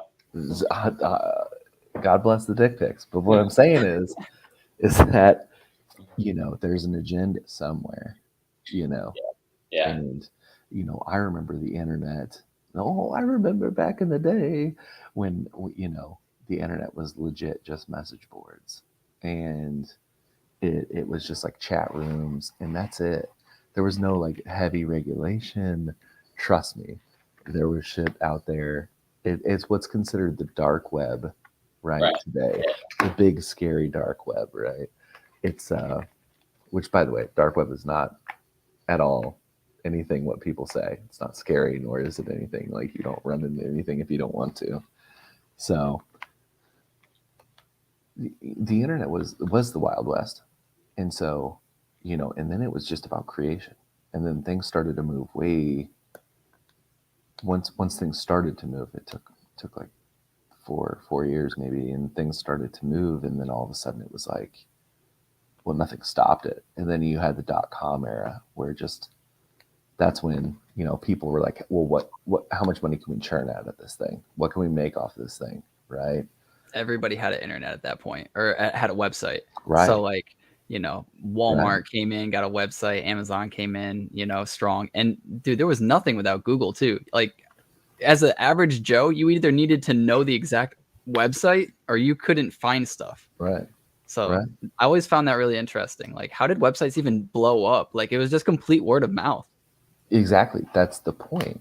That was the point. It was 100% word of mouth. Like, you're going to listen to your friend, it might take you like a couple of years. It's just like in gaming. When we heard about the noob combo for the first time, right? We didn't have an internet forum to like really chat about this. You know what I'm saying? Not until like G4G or like, you know what I'm saying? Like the Game Zone, other things like that, like where it was an actual online forum, right? And so, you know, when you wanted to hear something in gaming, like, oh, you know, this is, you know, this is how you do the noob combo. This is how you do the double shot. It was literally word of mouth, you know? And like, bro, for leaderboards, like Playermint's got their own leaderboards, right? Like, oh, how good of a player are you? Back in the day, for like 1080 snowboarding, we had to take Polaroid pictures with 56K internet, right? And we had to post Polaroid pictures of our scores. Yes. And so, you know, it's kind of crazy to see how far we've come. And don't get me wrong, like there are benefits to having that sort of cash flow put into the system of the internet and this, that, and the other. I totally get it. But dude, it's going to be heavy regulated. It's got to be regulated, right? Eventually, I think it will be. I also think we need a solution, and I was talking about this in my Discord today. I think we need a solution to wallets. Like, I know it's not, there's like no perfect way to do it, but you know, having a piece of paper that has my wallet on it, and if my house burns down, all my money is gone, like it can't be the final form of this. There's just no way. Yes. I mean, here's the thing. I keep 3 different places where I keep my passcodes. You know, one is at home, the other are offsite, you know. And so if I ever need them, I will have access to them, you know. And so I think that's even kind of one of the things that they tell you to do. Hide your seed phrases in like 5 different spots. That way you have access to it at any given time, you know. Dude, that's going to make a modern day treasure hunt. Exactly. That's just like, cool. Dude, when your grandfather passes away and your grandfather's grandfather, and then when I pass away, like all my family's gonna be like, where did he put the passcode? Where did he put the code? Which is one of the greatest things you can do. Like if you guys have children, I know you're 22, Atlanick, you're still young, like what, you know, mid-20s and stuff. Like, so, you know, when you guys have a kid, right, one thing I will tell you to do is do this. I'm serious. Go to the bank, buy a bunch of coins, right? Coins, unwrap them, get them a little dirty, throw some dirt on them, like whatever. Get them a little dirty, used or whatever it may be. Buy a wooden box and just put them all in there, you know, and then bury it, right? Take a piece of parchment paper, crumple it up a bunch, write down a map, and take your kid out and do a legit treasure hunt. Like, hide this piece of paper in your attic, wherever you need to do. Be like, hey, you know, we got to go up and get this thing out of the attic and then look at it, and he's like, Dad, is this a treasure map? And it's like, then all of a sudden, dude, I swear to God, he'll never forget that. You do that, right? This is dad shit 101 that nobody tells you about, right? This is stuff you got to do. That's and awesome. So, sorry. I was actually thinking about that as you were talking about like hiding your keys. Like you're gonna lose your keys. It's kind of like burying the family gold and then forgetting where you buried it. Right. No, like so I hide it in common everyday areas that I'm in, and so hidden in plain sight, I guess. And so you hide your ledger wallet in there. Yeah, I like having access to it, but at the same time, like, think about it this way, and this is the weirdest thing. Like, we looked on JPEG Store, right? And you saw exactly who owned that, right? And originally, it was it was me that owned that, right? And you could see that I have it for sale and stuff like that. So you know that that's me, right? That's a problem, right? That's the problem with having these sort of wallet addresses. You named your thing iCleanup too, so exactly. How many people do that? What's your wallet name? I don't know. Atlanick? I don't know what my wallet name. How do I check? No, but you know what I mean. Like, so these people, so many people have downloaded this with their name attached to it, and it's like, well, shit. Now you're doxxed, right? And the whole point of this thing, the reason why we got into it, was so that this was crypto. It's anonymity, right? You're not supposed to know the person on the other side, but I just checked. I didn't give myself a username. It just says staking address. Trash. I can't let people know what I'm doing, bro. Only the Patreon. Only the Patreon. Oh, I appreciate that. I do appreciate that as a Patreon, a loyal Patreon supporter. Dude, it's hard, dude. I'll wake up sometimes and because I'll have multiple wallets and I'll be like, oh shit, like 3 things sold like 3 days ago and I didn't post in the Patreon. I'm just like, my bad. But yeah, so sorry, Grant. What kind of questions do you have? Sorry for what? Do you have any questions or anything? I mean, I would love to like know how you guys got into all this, like how you guys got into crypto.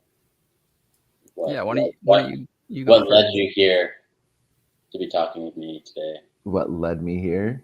Yeah. I work at a bank. Oh, That's what led me here. Yeah. So I work at a credit union, right? Which is better than a bank. I'll say that, period, in a story. But seeing just kind of the tactics and kind of seeing, we could be doing so much more with our money as citizens, that it's a shame that we let regulations and these people at the top so heavily regulate what we do with our own money and how we spend it and how much we get of a return for letting them borrow it.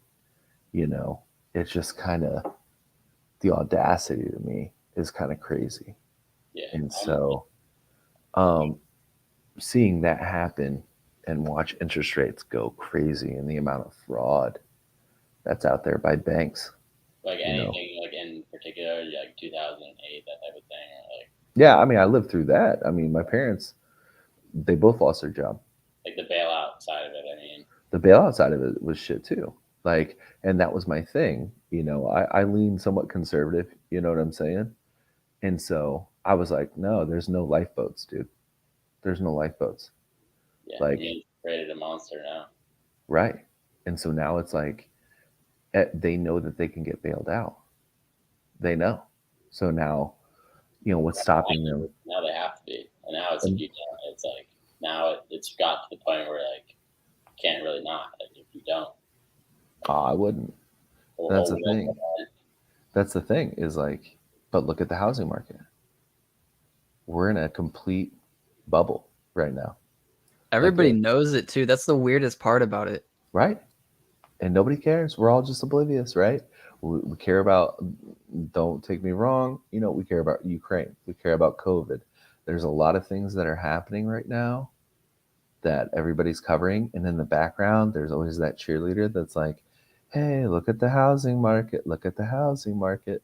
What are these prices? You know what I'm saying? And like, no, you're still getting bothered by COVID. You're still getting bothered by the Ukraine. You're still getting bothered by Russia, or whatever it may be, misinformation, false news, whatever the hell you want to call it, right? We got to start worrying about stuff that's happening here, right? And that was my main concern. So that's why I got into crypto. I was like, I number one, I see a better interest rate on anything. You know what I mean? I see a better interest rate here. I can take $30,000 and put it into ADA, right? And get 5% returns. I take that same $30,000, put it into a money market, and I'm getting 0.25, a quarter of a percent. What was that? That's if you're talking. Yeah, if you're talking nominally. If you're talking in real terms, you're severely in the negative. Right, and so it's like, and if you look at it, your 401k is not even going to cover inflation. By the time that I retire, whatever that is, or get ready to retire, the dollar will be so inflated that any sort of returns I get, 16% returns I get, or whatever, it's just going to be washed away. Yeah, I've had like family tell me too, like, oh, you need a job, not just for health insurance, not just for this, but so that you can get Social Security money when you're older.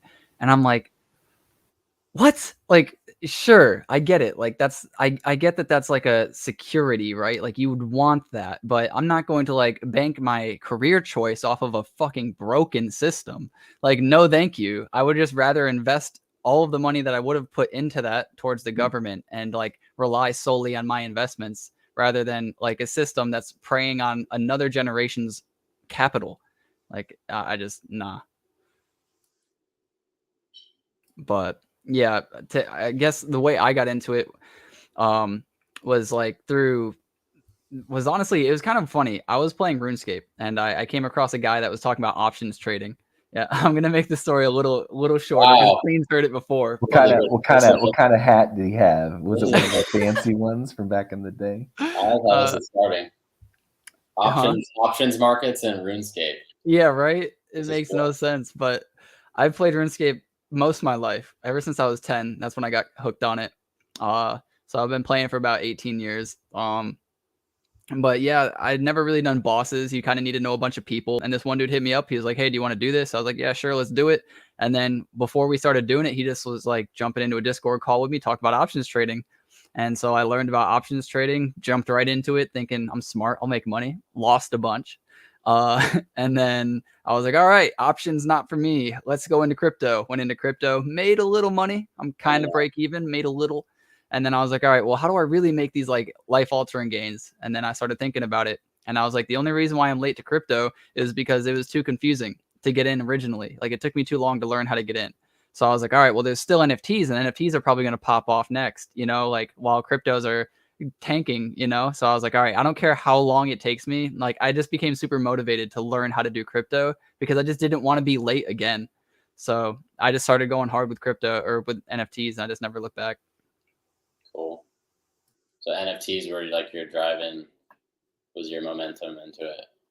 Yeah, and momentum, I guess. Like, yeah, I didn't have any money really either at that time, but I invested previously in Cardano because of my best friend. He told me to invest in Cardano, and Cardano also coincidentally had like basically zero gas fees. So I was like, dude, yes, like I have a little bit of money already. There's not $100 gas fees. Like, sign me up. Let's do some CNFTs. Let's do some trading. Like, let's become a billionaire overnight. Like I had no idea like how slow the NFT market was for CNFTs when I joined, and it was very slow, but it's picked up and I understand the market pretty well now. I understand like the ups and the downs, the trends, like when to mint, when to buy off the floor, when to probably take some profits. And, you know, I'm not perfect with it, but like I understand it better than I understood stocks. Yeah. Yeah. Like I have a huge, huge passion for markets, and it's probably like my like, it's like my game now, you know, video game. And like, I don't know, I have a lot of like, I really like macro, like global macro trading. So like, swings and momentum of macro, and like trading crypto based off of macro. So like trading crypto based off of like whatever changes in like growth or inflation and all that. When you heard about the war with Ukraine, would that have been a sign for you to get into oil? I mean, yeah. Lots of it is like counter, like you just kind of like do the opposite.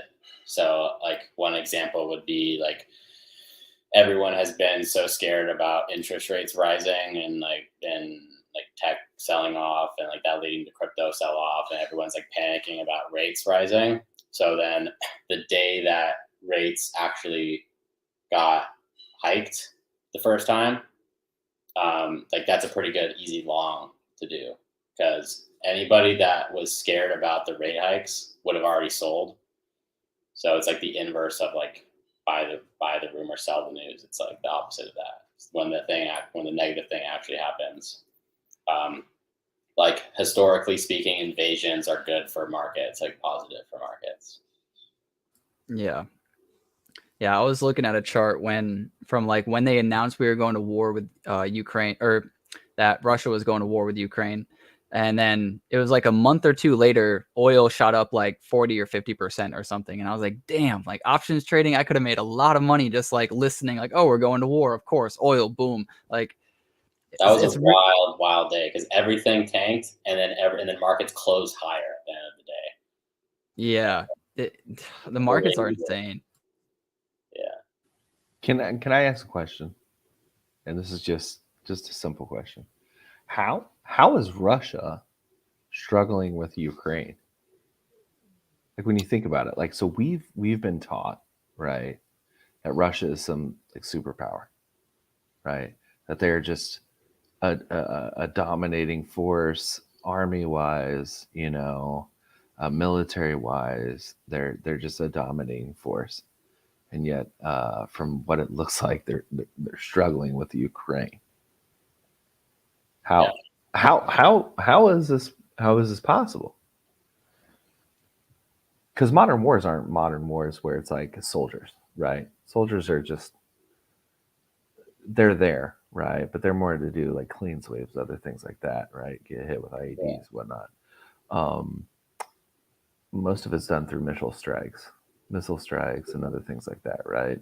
Yeah. So it's the guys with the buttons and the joysticks, right? The video game players, you know? And so my question is, how is this a fight at this point?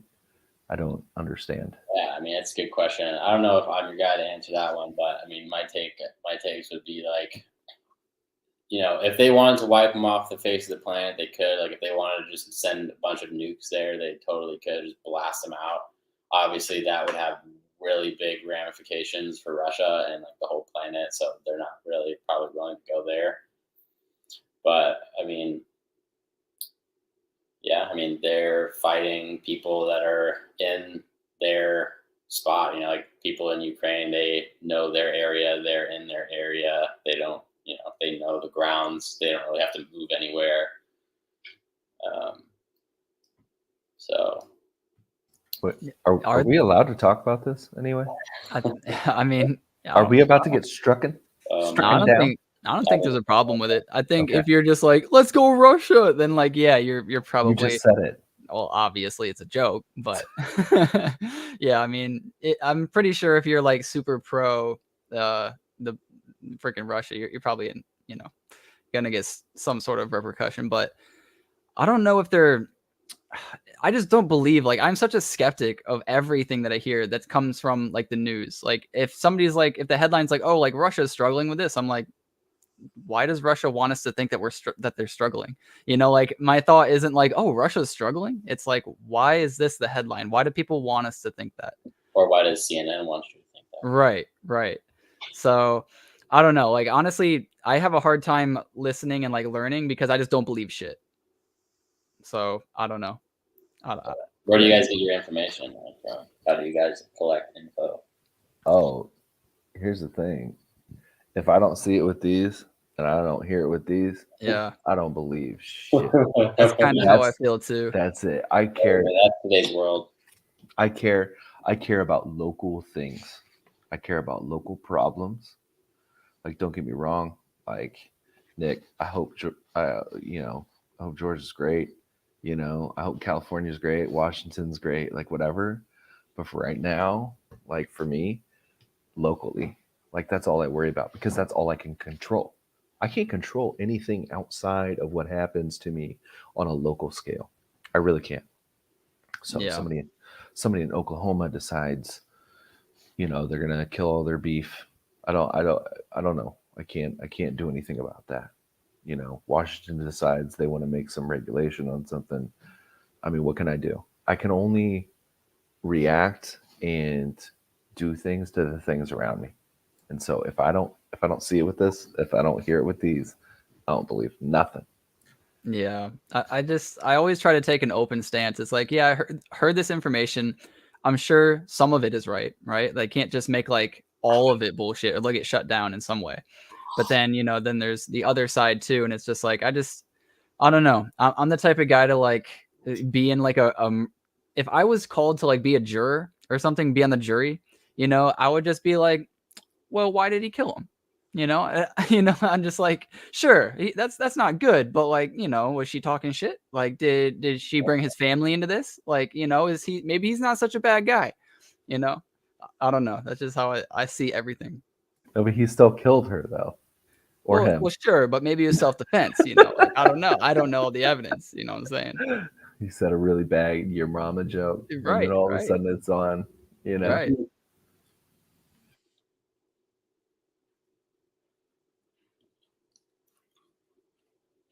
But yeah, I wanted to know actually before we wrap it up, you have, I think, what is it, 145 million tokens in circulation? So right now we have no tokens unless you're talking about the founder NFTs. Or like there will be that total, right? Yeah, I can pull up the tokenomics as far as like the supply and all that right now. I have a sheet in front of me. It'd be easy to do. So we made one adjustment that will be in the launch light paper, which hopefully will be out on Monday. And that change was basically rather than going based off of like a yearly increase, we're going off of epochs, and like that's just to kind of make the number easy to understand from like an epoch perspective. Like you could here, I'll open this. So you should be able to see this.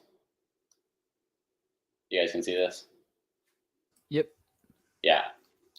So the change that we made, and this is gonna be the final official model for the as far as the like per epoch amount that's being distributed.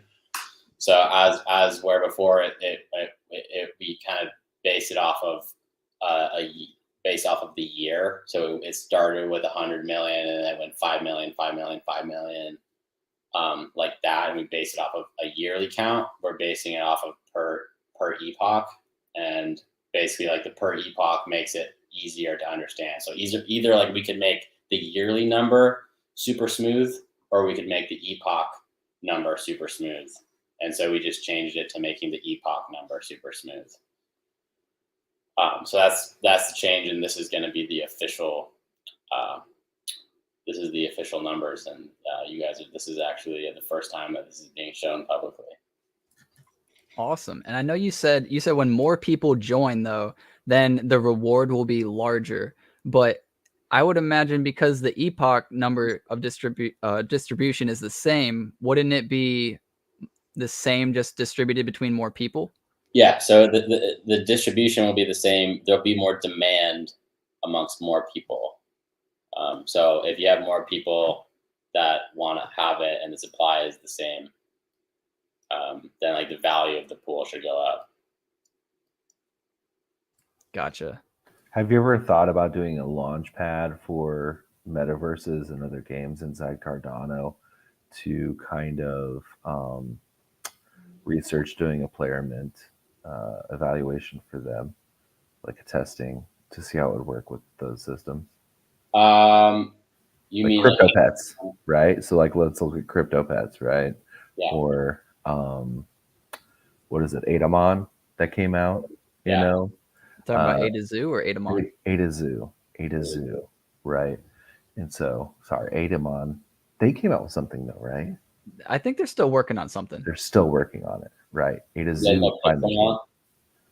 Yeah, what's his name? What's the guy's name? Frankel, whatever. Frank. Yeah, I think so.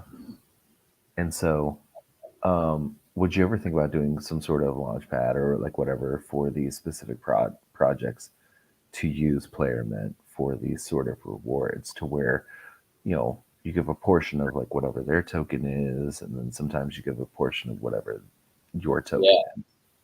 Yeah, well, I think like the NFT marketplace is a perfect place for games to kind of launch off of. Like you could sell some items that will be in your game as NFTs, and then that NFT also acts as like an access key to the game, kind of like a Steam key.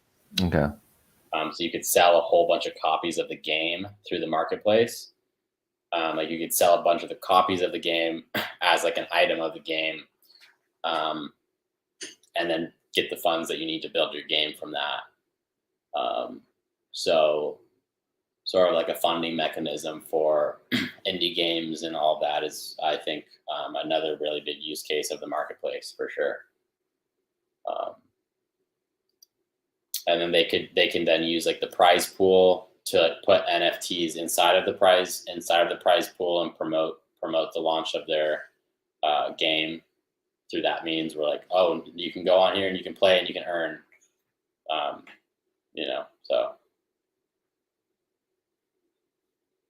It's definitely pretty cool. I'm down to see like what you guys do as far as testnet goes. I noticed that I think during this whole thing, I think you sold like 3 more passes or something like that. So it looks like people are looking to get in. Hey, those passes are going to be key when launch comes. Like, right. It's the only way you're getting through the door. So the purple founder, yeah. So the floor went from 75 to 80 now. And so 80 is the spot. Where are the green ones at? You don't want a green one? Why are you even? I already got a green one actually. Right? I need to get a. They were sold out of the purples when I went to go grab them, so I had to grab a green. Let's see, the purples are at 80. I remember when they first came out, the purples shot up real quick, and I was like, damn, I was gonna buy a few of these. 25. That was like the mint price for these. Yep. Dang. Yeah, purple getting all the love. Well, yeah, it's a lifetime membership, right? Yeah. Lifetime Pro. Lifetime Pro. Yep. Have to. 100%. Go out there and get it. Oh, man. If you game it, you got to get it. No, if I'm going to be doing it, I might as well earn 20% and have the lifetime access. Right. Might as well. You'd be stupid not to. 100% before the floor goes to 300. Hey, man, one of these days coming up, people are going to realize that they need one of those to get in the door. So, but then after it's fully launched, you won't need that again, right? Well, the purple one will like have the thing forever, and then all of them will like continue to have utility, and like we'll do stuff for like people that have it and are a part of the community. And it gives you like a special role in the Discord, and we're like always like communicating there. So like if you want to kind of be like more in the know and like a part of the whole like deeper in the community, then like there's still a reason to have one post that for sure. So what about the greens though? Is there any particular reason to own a green forever? That what I was just speaking with is also like tied up the green. So like the purple will give you the pro forever, but the green will like allow you to like be deeper in the like community have benefits in the future. Gotcha. And so when will the last distribution be? And then all your tokens are out. And then once that happens, where do you go from there? How do you recycle tokens back in to reward players? So that would be after the 10th year, which is also kind of like the 11th year, if you want to call this one. But after that, it sort of like Bitcoin in that it switches to where we can base it off of the fees in the marketplace. So like if this system survives and you get to year 10 and there's no more happening, at that point, like the marketplace should be pretty massive, and then you can switch to a currency that has a 0 emission rate and have funding coming from people trading. Okay. Because you're either paying like you're either funding rewards through like inflation, if you're talking about like the Austrian definition of inflation, or like some kind of like tax system. Inflation is tax, but yeah. So yeah. Will you guys have your own streaming service?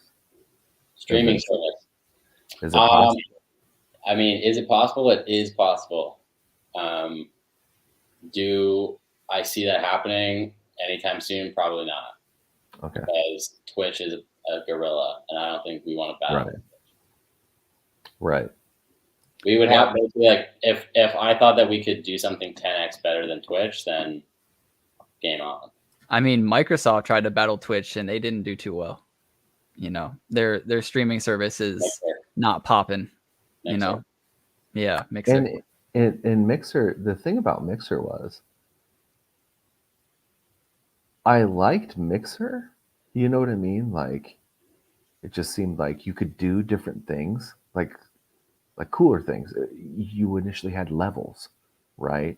And, you know, as you tuned in more, you would earn levels and other things like that. I totally forget all the ins and outs of it, but it was like actually really cool.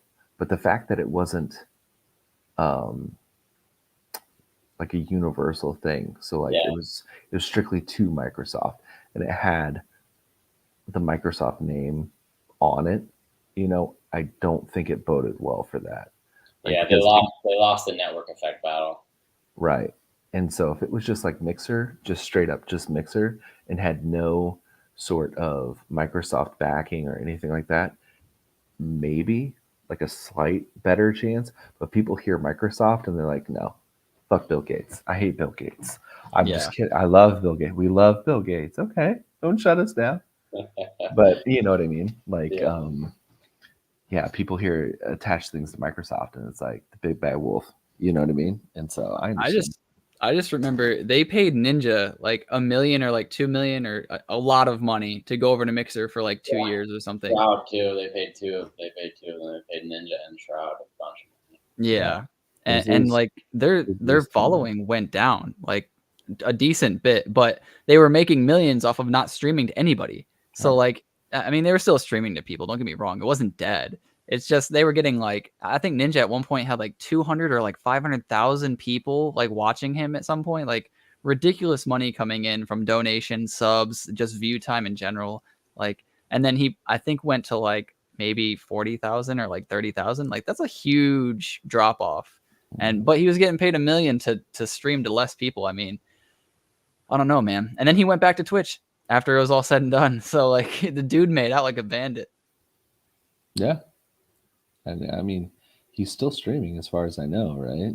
Yeah, he's doing a lot of commercials and stuff too.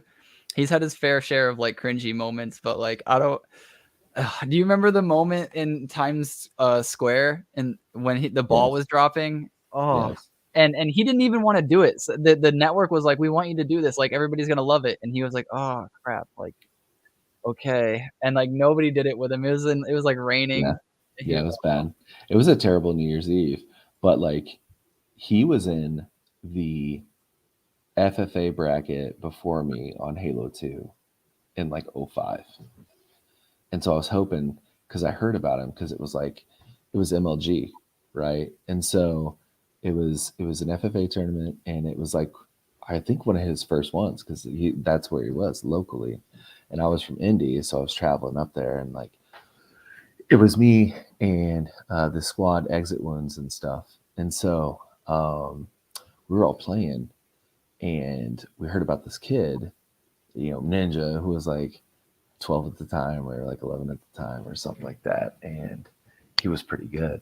So he shot up in the local scene, but I watched him, dude. He just got absolutely smoked, just absolutely smoked. And it was like, but like he was a funny kid, like super tall for his age, like whatever. But yeah, it was like seeing him, but like, dude, we had different people there. It was like nobody knew who he was, It was like Walshy and like the Ogre Twins and stuff like that, and Snipe Down. Dude, those were the days. Right. Oh, Halo was such a fun spectator sport. I could show you all the pictures of me with like Snipe Down and stuff like that hanging out, which shout out to that dude. But yeah, that was really cool. Like one of the coolest things that ever happened to me was meeting Ogre 2, who was like the winningest MLG people in person back in the day. And it was like you watch these kids or whatever on screen, and it's like, oh shit, like in real life. I will tell you this about gamers though, they're all small, period. I've never met a tall one besides Ninja. Ninja's like 6'3". Okay. Like professional gamers or like all gamers? Professional gamers. There's not a single tall one. Is that why I suck? I'm too tall. How tall are you? I'm 6'1". Game over. Damn. Insert coin. Game over. Hey, dude, I'll tell you what though. Anybody play me in Smash Brothers Melee, dude, I'm laying it down, bro. That's you getting? I got a dude. You should message. I can introduce you to. He's in the UK though. His name is Modest Major, and he's absolutely filthy. At what? Absolutely filthy at Melee. Oh, okay. Yeah, I played in England when I went over there, and I won two tournaments, and I came in third or second one of them as well.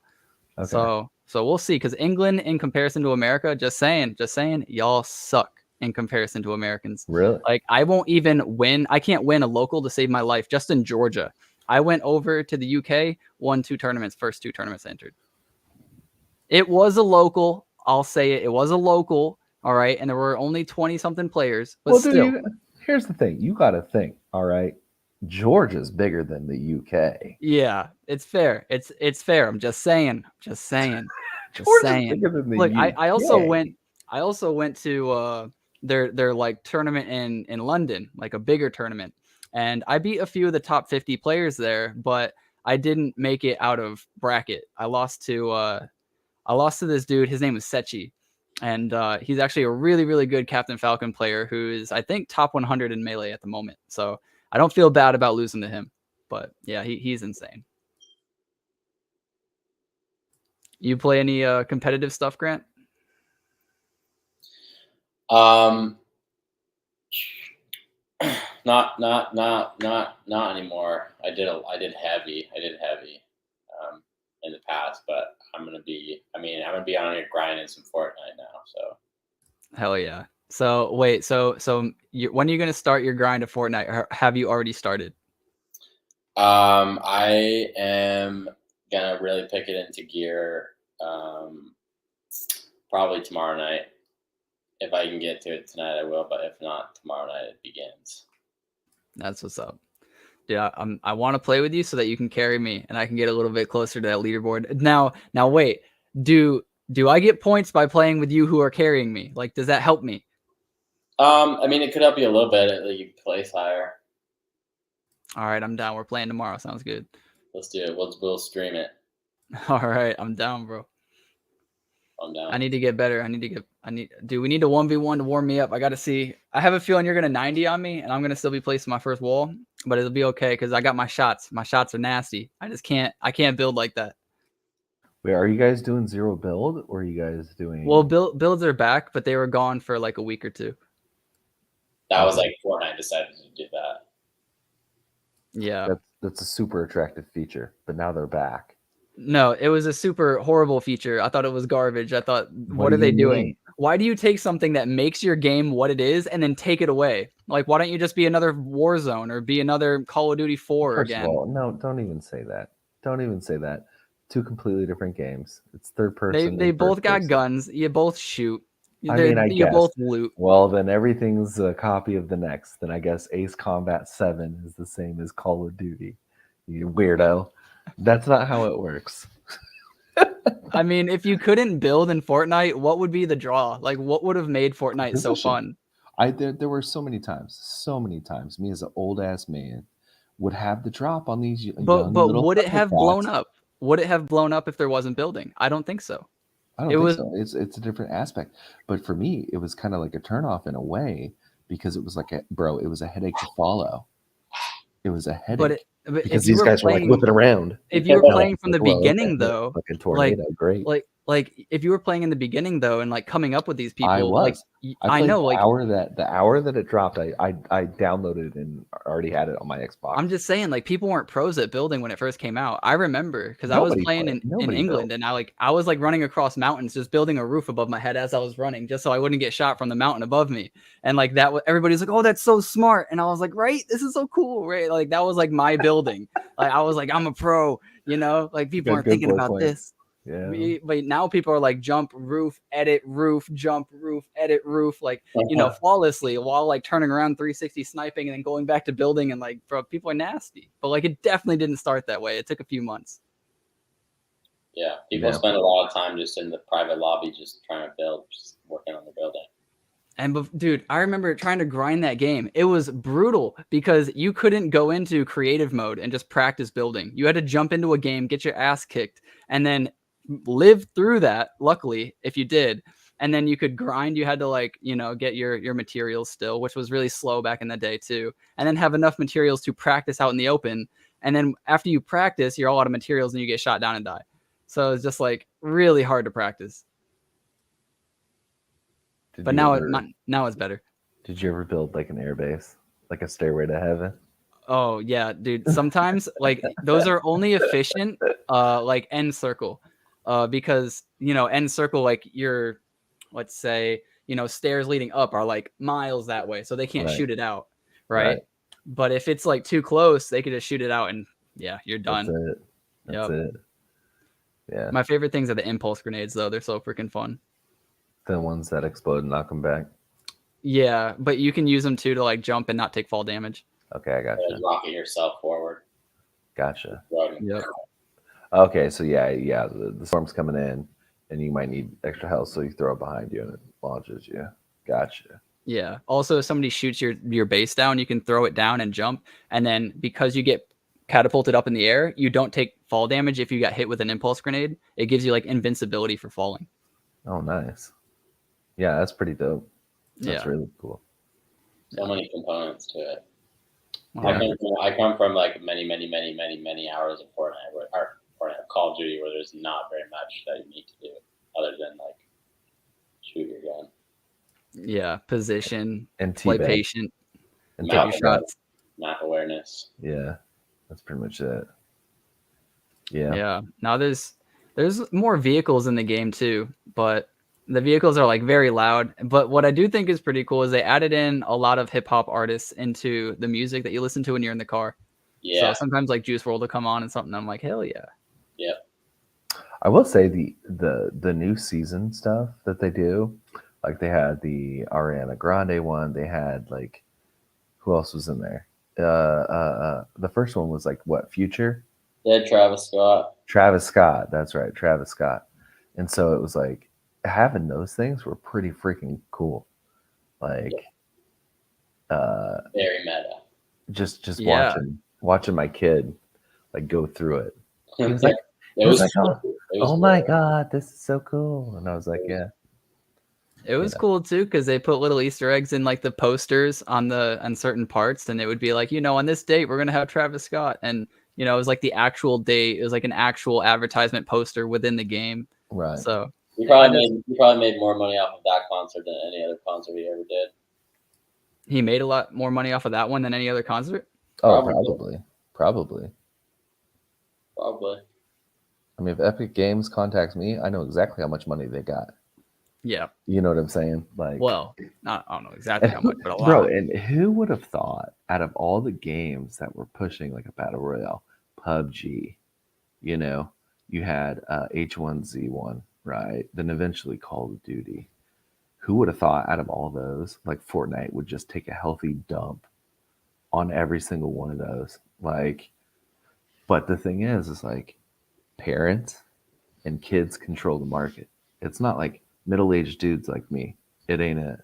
It's my kid who does, because I just want him to shut up for like 2 seconds, you know? Like, Dad, get me some Robux. I'm like, bro, if you pass your spelling test, I'll get you some Robux, buddy. I don't know what the hell you do with them. I don't really care. He'll just buy a bunch of dumb stuff, right? But the point is that's what drives it. So you want to talk about funding? I mean, for Cardano, well, what do you need? Like, is it going to be like the edgy 22-year-old that's like scraping together? No, I'm not calling you out. Okay, that's not. Don't. I said 22. 22 is just Hey, a man. number. Hey, dude. Hey, Okay, it's not like you. for your But you know what shots. I'm saying? Or is it going to be like a middle-aged dude who's going to like be like, F the system? I'm throwing my 401k and putting it right into Cardano. You know, Yeah, I'm putting my 401k into Playermint and playing video games the rest of my life. that's what you got to Oh do. yeah, And that's what you that's got the to only do. way. But so yeah, I think you have a great thing going. Like ever since, I mean, I talked to you, like I said, the first time we spoke, I think was in October, you know, unbeknownst to you, I think, or whatever. We were both in the same space. And so Twitter space. And so it was pretty cool. And even then I can kind of remember you like being very, very smart. You were doxxed. Like that was the biggest thing. Was like here's my website, followed you immediately, you followed me back, and then I was like, oh shit, he's doxxed. You know what I mean? And the team was doxxed. And I was like, dude, these guys, instant cred, right? When you do stuff like that. And so, what was the biggest thing you've learned so far, would you say? Sorry, I know we're running late. No. Dude, like, Yeah. I mean, learning like so much every day. Lots of, you know, like business management and like running a business type of things, and just learning how to like be I don't know, how to be a better leader, how to do everything better. You know, I mean, I think starting in like building projects is a very worthwhile time, and like whatever kind of pursuit you want to do, especially if you're interested, like crypto, especially, like, you will learn many different areas. Like there's many, either you have like economics, computer stuff, like all kinds of different things that go into it. So it's like a great space to dabble in and like create something in for that reason, because you'll like walk away with like so much valuable stuff learned, because there's so many valuable components that make up crypto. You know, so I gotcha. Did you like jump into it knowing like having a bunch of confidence, like, oh, I'll just figure it out, like let's just jump right in and do it? Or were you just kind of like, you know, like this could be crazy, like hard to do, but like, you know, let's just see how far we get. Maybe I'll hire some people later. Like, how was your like approach like starting this? it was a thing of just like thinking that crypto and gaming was obviously like a good mix. I didn't know exactly how, and then a process of just like trying to perfect a really cool, awesome gaming crypto product. And kind of there were many iterations like up until this point. Like this is like a really, like from an iterative standpoint, like a multi-year project of like iterating on like how do you build a really cool gaming product. But it was always approached with just like just trying to build, just like trying to like get after it and like make something happen, and trying to just continuously improve what's like in front of you. So that was, I guess, the mindset, and knowing that the whole process is like you learn so much from it. So that, yeah, it wasn't ever like oh, like I don't know, or whatever type of thing. It was just build and like just keep like putting one foot in front of the other, and like, yeah.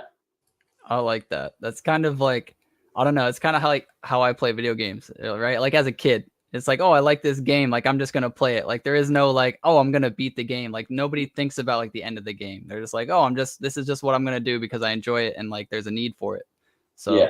Like it yeah. originally started off as like, well, why don't we like build something where like people can bet like Bitcoin and whatever other crypto they want on video games, and then realizing, well, what if you did something you couldn't do before and like created a token that was earned through how well you played the game compared to everybody else, therefore removing the need to bet money. Yeah. Oh, that's amazing. Yeah, and then like how do you make that actually work in a real environment? Gotcha. Because you're like betting on yourself. Yeah, without having to bet. So like, right.